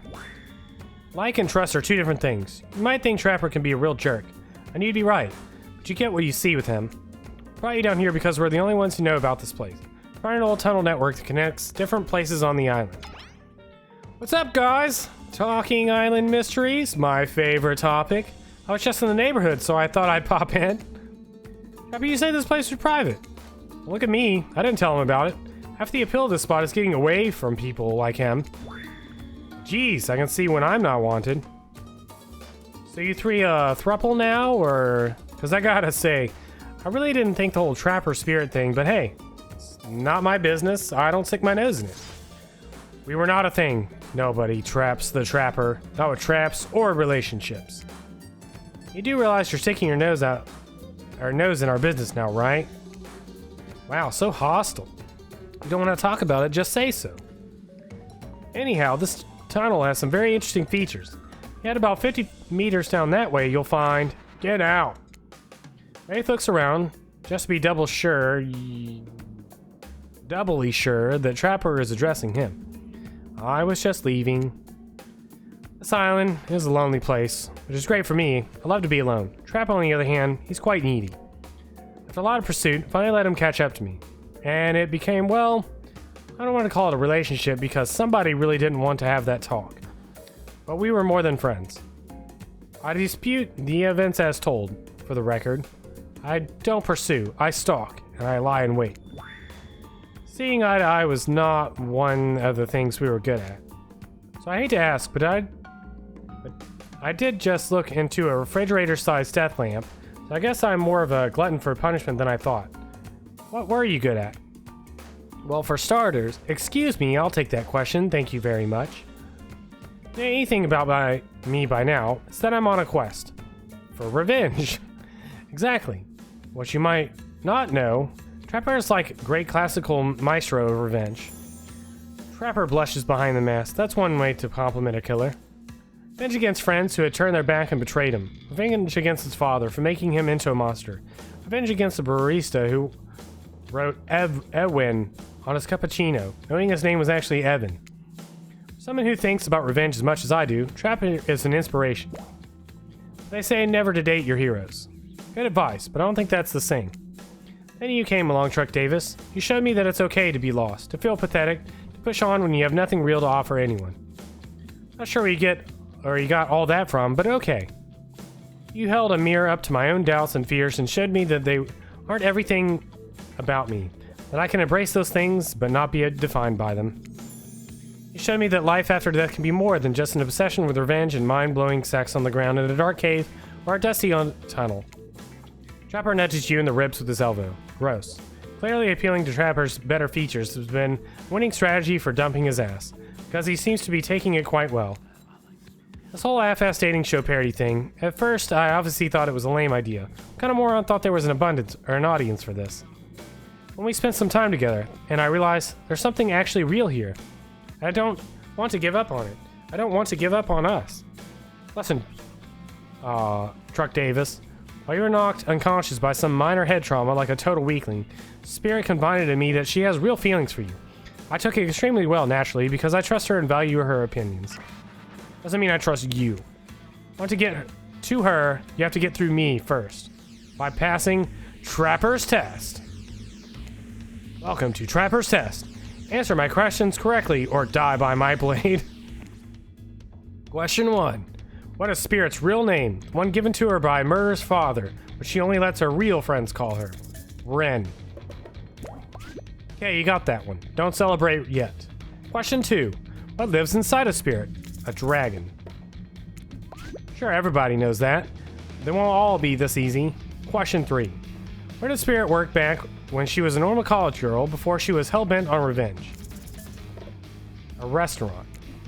I know, to think I would date a waitress. Don't tell my father I ever mingled with the help like that. He'd be so disappointed in me. Question 4. What's Spirit's favorite color? The void. That's not really a color.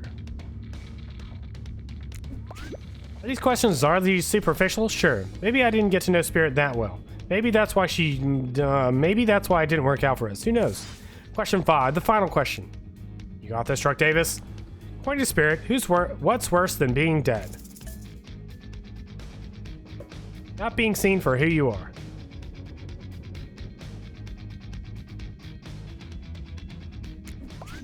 When I pitched Trapper's Test to the suits at blah blah blah, they told me there was no room in the budget for a new car to be given as the final prize for winning.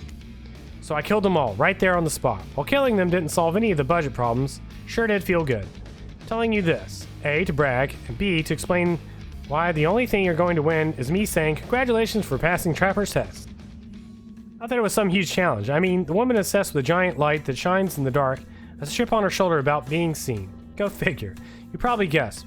The rules are rules, even if I literally just made them up. You got it right. So I guess I approve of you dating Spirit, or whatever.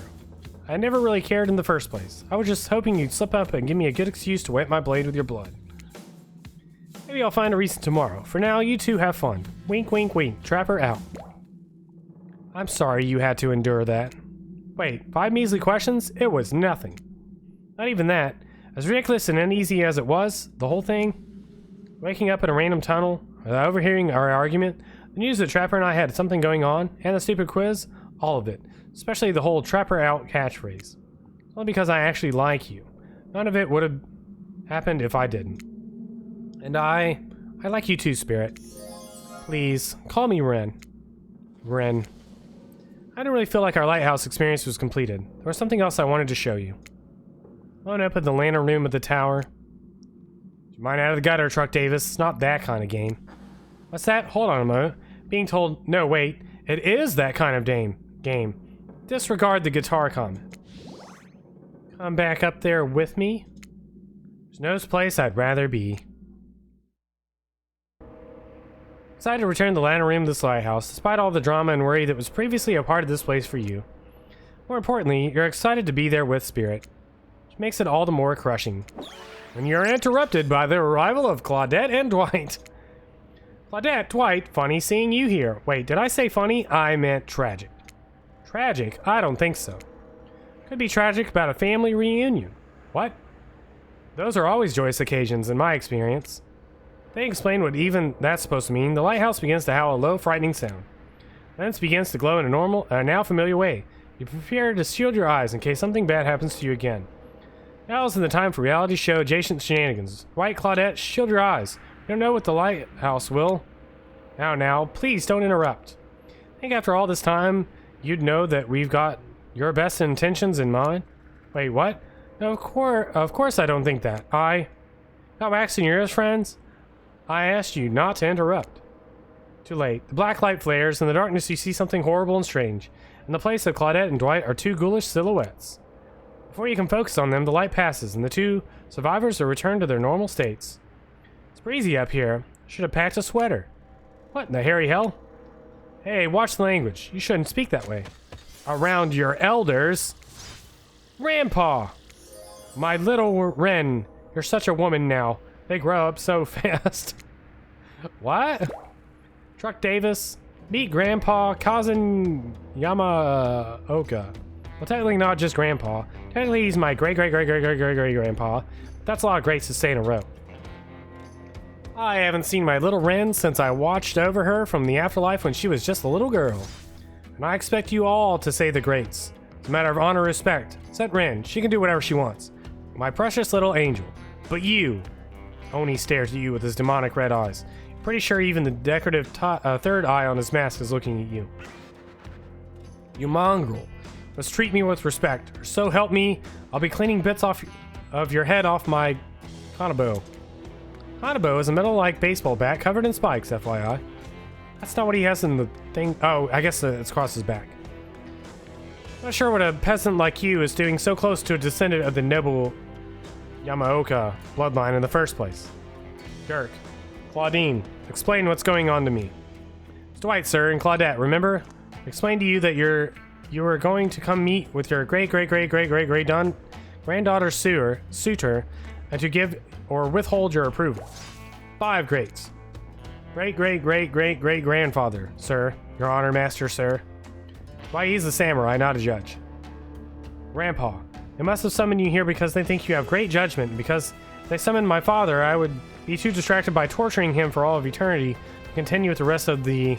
whatever this is. Show? Game? Experience? Ah, yes, that makes sense.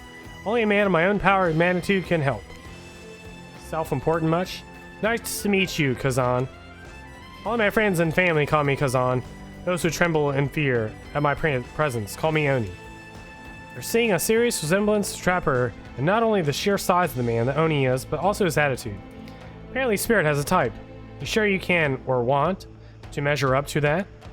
Dawns on you that, wait a second, maybe you do resemble Oni. Every time you try to look at your own reflection, however, you've become dizzy and confused. This definitely deserves more thought. But now is not the time to consider the fact that you might be some kind of hulking vampire, the first ever case of self-blindness. There's a massive samurai mad dogging you from 2 steps away. You don't scare me at all, so I'll stick with Kazan. Peasant. I realize now the true purpose of my visit is to extinguish your light. Oni waves his katana in the air at you menacingly. Like great-great-great-great-great-great-grandfather, like great-great-great-great-great-granddaughter, apparently. Hold up there, grandpops. Not so fast. You're only supposed to kill them if they deserve it. First, you should get to know them a little better. Young people these days. Always waiting to kill people. Insisting they must deserve it. Back in my day, you did what needed to be done because your nobility depended on it. In his day, for such an imposing presence, he sure is giving off serious old man yells at cloud vibes. You see, when I was a young man, we didn't have foreigners in our land. Didn't need them. We had an abundance of culture already. A little too much if you ask me. But I didn't make the rules. The rulers did. Exactly how it should be. Literature, art, commerce, theater, fashion, poetry, puppet shows, ghost stories, courtesans, gambling, fighting, fine dining, fast food, public executions. What were we talking about? Spirit giggles that are great. Okay, I'm not saying all these every time. Aoni's forgetfulness. Wonder, does she even like this guy? She sure hates her father, so. Listen up, old man. We don't have time for you to list every activity available to a samurai in the entirety of the Edo period. Silence, peasant. Showing your ignorance. Samurai were forbade from many activities that didn't befit the Bushido code, such as attending certain theatrical performances, for instance. Sometimes, however, a samurai would put on disguise in order to seek out entertainment. I'm saying that I did because I had honor, but a body built like an entire castle that is quite hard to hide. So clearly, you have neither my honor nor my physique. You don't even know about the ins and outs of the shifting rules, the traditional Japanese samurai etiquette, you fool. Ren, what do you want to with such an uneducated admirer as this? Not hard to believe that any contemporary person knows all that much about who was and wasn't allowed to do what leisure activities over 100 years ago. However, really not sure how to handle this massive demonic old man. Oh, wait, I get it. Sweet Ren, my beautiful descendant, invited me here to do what you're too kind to do. Bash this jerk's head in. I like her face. Claude, Doris, fetch my hanabo. Ren, wrap your robe around this Mongol's hands and hold them still. We'll splatter their brains on this bench together, as a family. Grandpa, no. That's not why I invited you here at all. In fact, I didn't invite you. Claudette and Dwight did. Ah, ha, ha, ha. Yes, sure. Wink, wink, wink. This whole saying wink out loud thing is getting out of hand. Him and Trapper really do have a lot in common, don't they? I swear, Truck Davis has a good soul, and the heart of a warrior. They fought for my love in their own way, faced down death more than once, and put up with their fair share of nonsense. Nonsense which seems to be endless. Can we, I don't know, wrap this up already? Of course, of course. Who am I to expect anyone to wait around for my approval? I've only been hanging out as a ghost and watching my bloodline be polluted by cowards and quitters for 5 generations. Let's come give your ancestor-in-law a hug. Sword drawn, Oni beckons you closer.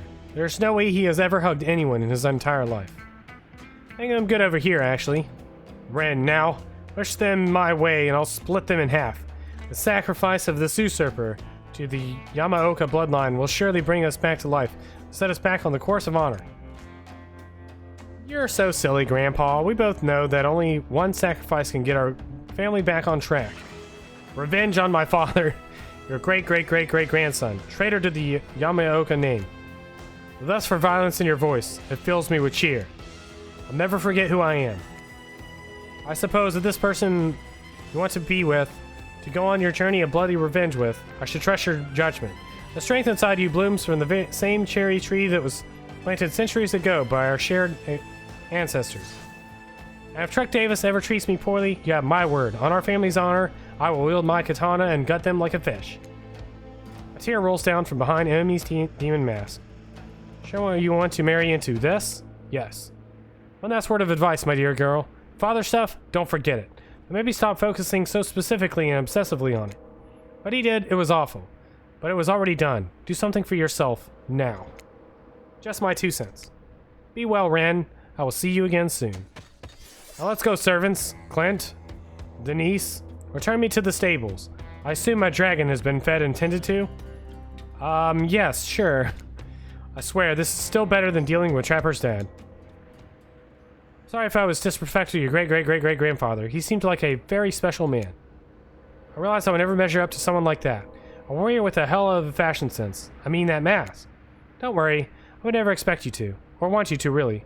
If all I wanted was the biggest brute alive, I'd be down in Trapper's Cave right now, avoiding his vintage bear traps. That's not the life I've imagined for myself. The sense of abstract duty, anger, at a world changing around me, a lust for blood, there's no way to live. And yet, as you now know, that is the Yamaoka way of life. Forever I am cursed to battle against this dragon that lives inside me, Or at least maybe I was, until now. Call me the Dragon Tamer, baby. You haven't won this game yet. Please, don't ruin it. Sorry, I have no idea where that came from. I think we spent enough time in this lantern room. We should get back to the beach.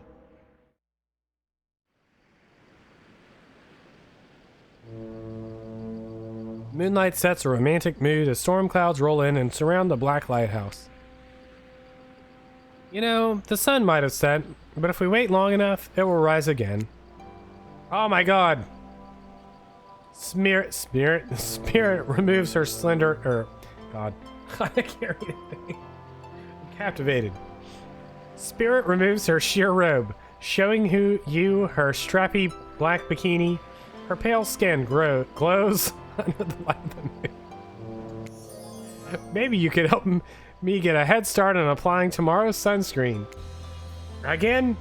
I mean, yes, of course. Last time was, well, I definitely felt more connected to you afterwards. To be totally real with you, I kinda just asked you as a goof, but I really enjoyed it. I swear though, if you tell anyone about this, I will not be labeled as a foot freak. Not that there is anything wrong with feet, it's just that something about that kind of attention really gets people talking. Steady, steady. Oh god. Almost. Almost. Perfect. Yes. Yeah, almost. Almost. That was way up close. Perfect, yes. Almost. Almost. How long does this game go on? Almost. Yes. God, that's so goddamn hot. I love feeling your hands sliding up and down my feet and between my toes. My skin has never been more moist. Get up here right now. Or you can find a towel to wipe off your lotioned hands. Spirit grabs you and pulls you in close. Her lips lock onto yours. They're surprisingly soft and warm. The sensation is incredible. Clouds cover the moon and you find yourself on the beach with Spirit in complete darkness. You can feel the narrow straps of her bathing suit come undone and come to life, snaking through the air, wrapping around your body, lifting you up off your feet. Come here, you. So this is what it feels like to fly. A spirit pulls you close. You feel bits of glass press into your flesh. Pain and pleasure mix and wash over you like the ocean. Salty air stinging your skin as you writhe against your undead lover. The lighthouse howls. In the darkness, you're pretty sure that Spirit lets the dragon inside of her take over. If it kills you, you're sure it will have all been worth it. The clouds part just as you manage to pull yourself exhausted away from Spirit. A chunk of broken glass is lodged into your shoulder. When you pluck it from your skin, it drips blood. Sorry, I think this got stuck to me when I was having the best night of my life. Spirit drags her fingertip over the sharp end of the glass shard. Keep it. Consider it a memento. I've got plenty more where that came from. Hot. Back on the beach, the other killers roll their eyes as you show up with Spirit, doing that couples thing where you walk with your hands in each other's back pockets. You know, it's obnoxious, but love will do that to a person. Last day, you beautiful piece of meat. Oh yeah, we're dating the ocean. You've done so well. We're almost at the finish line. Didn't think I brought you all this way without a plan, did you? What kind of sinister body of salt water do you think I am? Both? Why not both?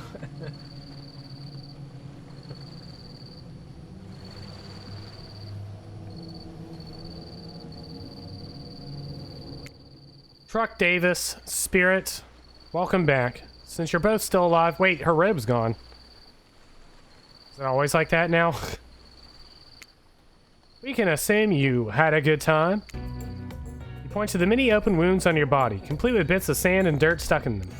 Yeah, you could say that. I think some of those might be infected. You should really get them checked out. You're actually going through with this. The thing you should get checked out is your head, my friend. Spirit is absolutely nuts. You won't survive a week dating her. Didn't you just give us your blessing like 3 scenes ago? Might think she's all sad and introspective, but the truth is she's a demon hell-bent on revenge, who will ultimately stop at nothing to satisfy the lust for death that courses through her veins. I can't get her out of my mind. Duh. I know all of that, and I think it's hot. She's the goth girlfriend of my dreams, and you're just jealous you lost her, so you're trying to run me out of town. Well, guess what? I'm not scared of you. I'm with Ren now, and she's got my back. Literally. She carved her name in it with a piece of broken glass. Thank God it was only 3 letters long. Alright, we get it. Everyone is super tough. All you do is kill, no matter what. We've got a show to finish, and this is the finale, so I need you to hold on for just a moment longer. After all, that was the point of this whole experience, to give even the most demented killers the chance at finding love. And it worked. I think my official bio called me distinctively below average. Well, look at me now, world. I'm about to officiate the wedding with 2 complete maniacs. Wait, wedding? Please, Spirit, take this bouquet and prepare your vows. Vowels. I can't actually say that word. Never thought about that. As soon as you both say I do, we can send you off on your exclusive honeymoon. Hold up, nobody is saying I do today. Yeah, nobody. Wait, what? Marriage is an archaic social institution put in place by men in power thousands of years ago to maintain their control on the world. I'm not interested in playing their game. I'm not interested in doing what anyone tells me or living by any rules that I don't believe in deep down in my heart. In fact, now I think about it, I don't remember being asked if I wanted to take part in this bootleg reality TV bullshit in the first place. Anyone here agree to this? I'm not entirely sure what's going on. Spirit has manifested her katana, and in a moment the mood has changed from a romantic climax to a place of terror. Well, we're all having fun here. If you just say I do, we can... I won't. With Slasher Blade, Claudette is no more, replaced by 2 halves of Claudette, neither of which are especially alive. Dwight is horrified. There's a chance he'll actually wet himself. Lucky for him, Khaki hides lots of things. Unlucky for him, Garen isn't one of them. Meanwhile, Trapper, Hunters, and Wraith are eating popcorn. Where'd they get popcorn? We were under the implication that Claudette and Dwight did all the cooking around here, so... Sorry, now's not the time to think about who popped the popcorn and a gruesome murder just happened. This is for you. You know what to do. Spirit hands you her katana. You look on a whimpering Dwight and feel everyone waiting for you to pull him out of his misery. Look, Truck Davis. We're on a very tight schedule. You respect schedules, right? If you kill me, I'm afraid of what comes next. So, I don't know, could you not? Think back to that strange moment in the lantern room of the Black Lighthouse, when the light hit Dwight. There was something off about it, as if he wasn't real, or at least not really human. Was that a good reason to do him in with Spirit's katana? Or is that actually a reason not to kill him? This doesn't make sense. The only thing that makes sense is taking control, taking it away from them, taking it into your own hands, and carving out a new destiny for yourself. Kill this pathetic worm. Kill him and join me on my mission. Together we will be unstoppable. I wonder if it gives us the choice of killing ourselves here. If I become a ghost and join Ren... Is that the true ending? Quite an offer. What are you going to do? Oh, I'm going to kill him. If these are the only 2 choices. You raise Spirit's katana. With the ease of slicing a wedding cake, you cut him in 2. His dead body slumps on the ground in front of you. That was so incredibly sexy. Ren places her hands over yours and you both hold her katana, your fingers intertwined. Look at the other killers and see something new in their faces. Respect. You're one of them now. Ruthless. Uncompromising. Splattered with blood. A killer. My father is going to really crap his pants when he sees the 2 of us coming. Nice. What are you waiting for, lover? You sit on the beach, below the Black Lighthouse, watching seagulls devour the liver of a dead pirate who was washed up ashore. Thinking about how much I love you, Ren. Well, stop thinking and show me. You think we'll ever leave this place? What do you care? I hope we don't. The end. Wow, that's a perfect ending. Except I'm still alive. How am I supposed to spend eternity with her? If I'm alive?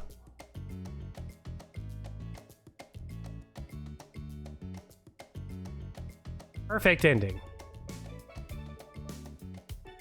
They say the perfect girl doesn't exist. But I answered so many of her phrases before she said them.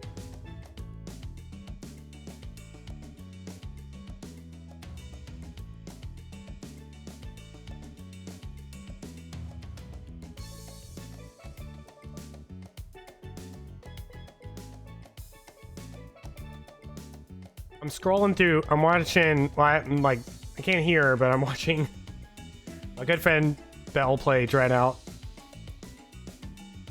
I'm scrolling through her chat, and, like, I can't hear Belle, so I don't really know what's going on. But, like, she is so terrified of Dreadout that she's literally crying.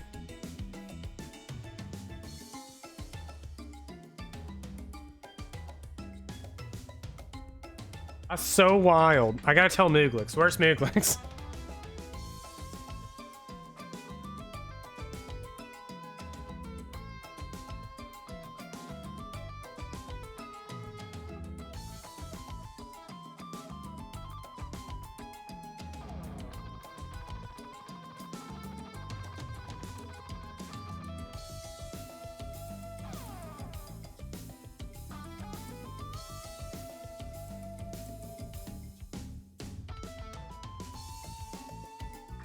I was gonna do some fishing in Terraria after this, but I'm kind of tempted to see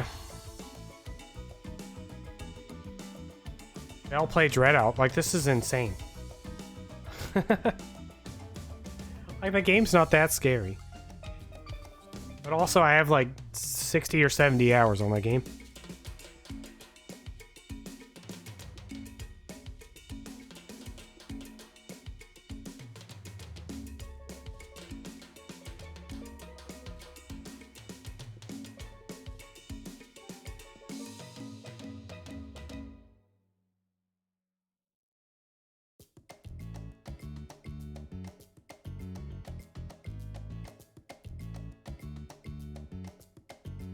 How did everybody, whoever is still around, how did everybody feel about our dating sim? I know that, what the heck? I know that it's that time of year. Love is in the air.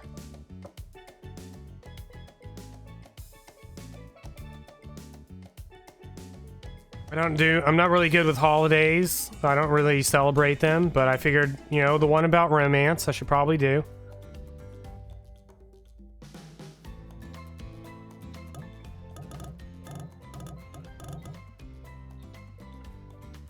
Definitely pretty good.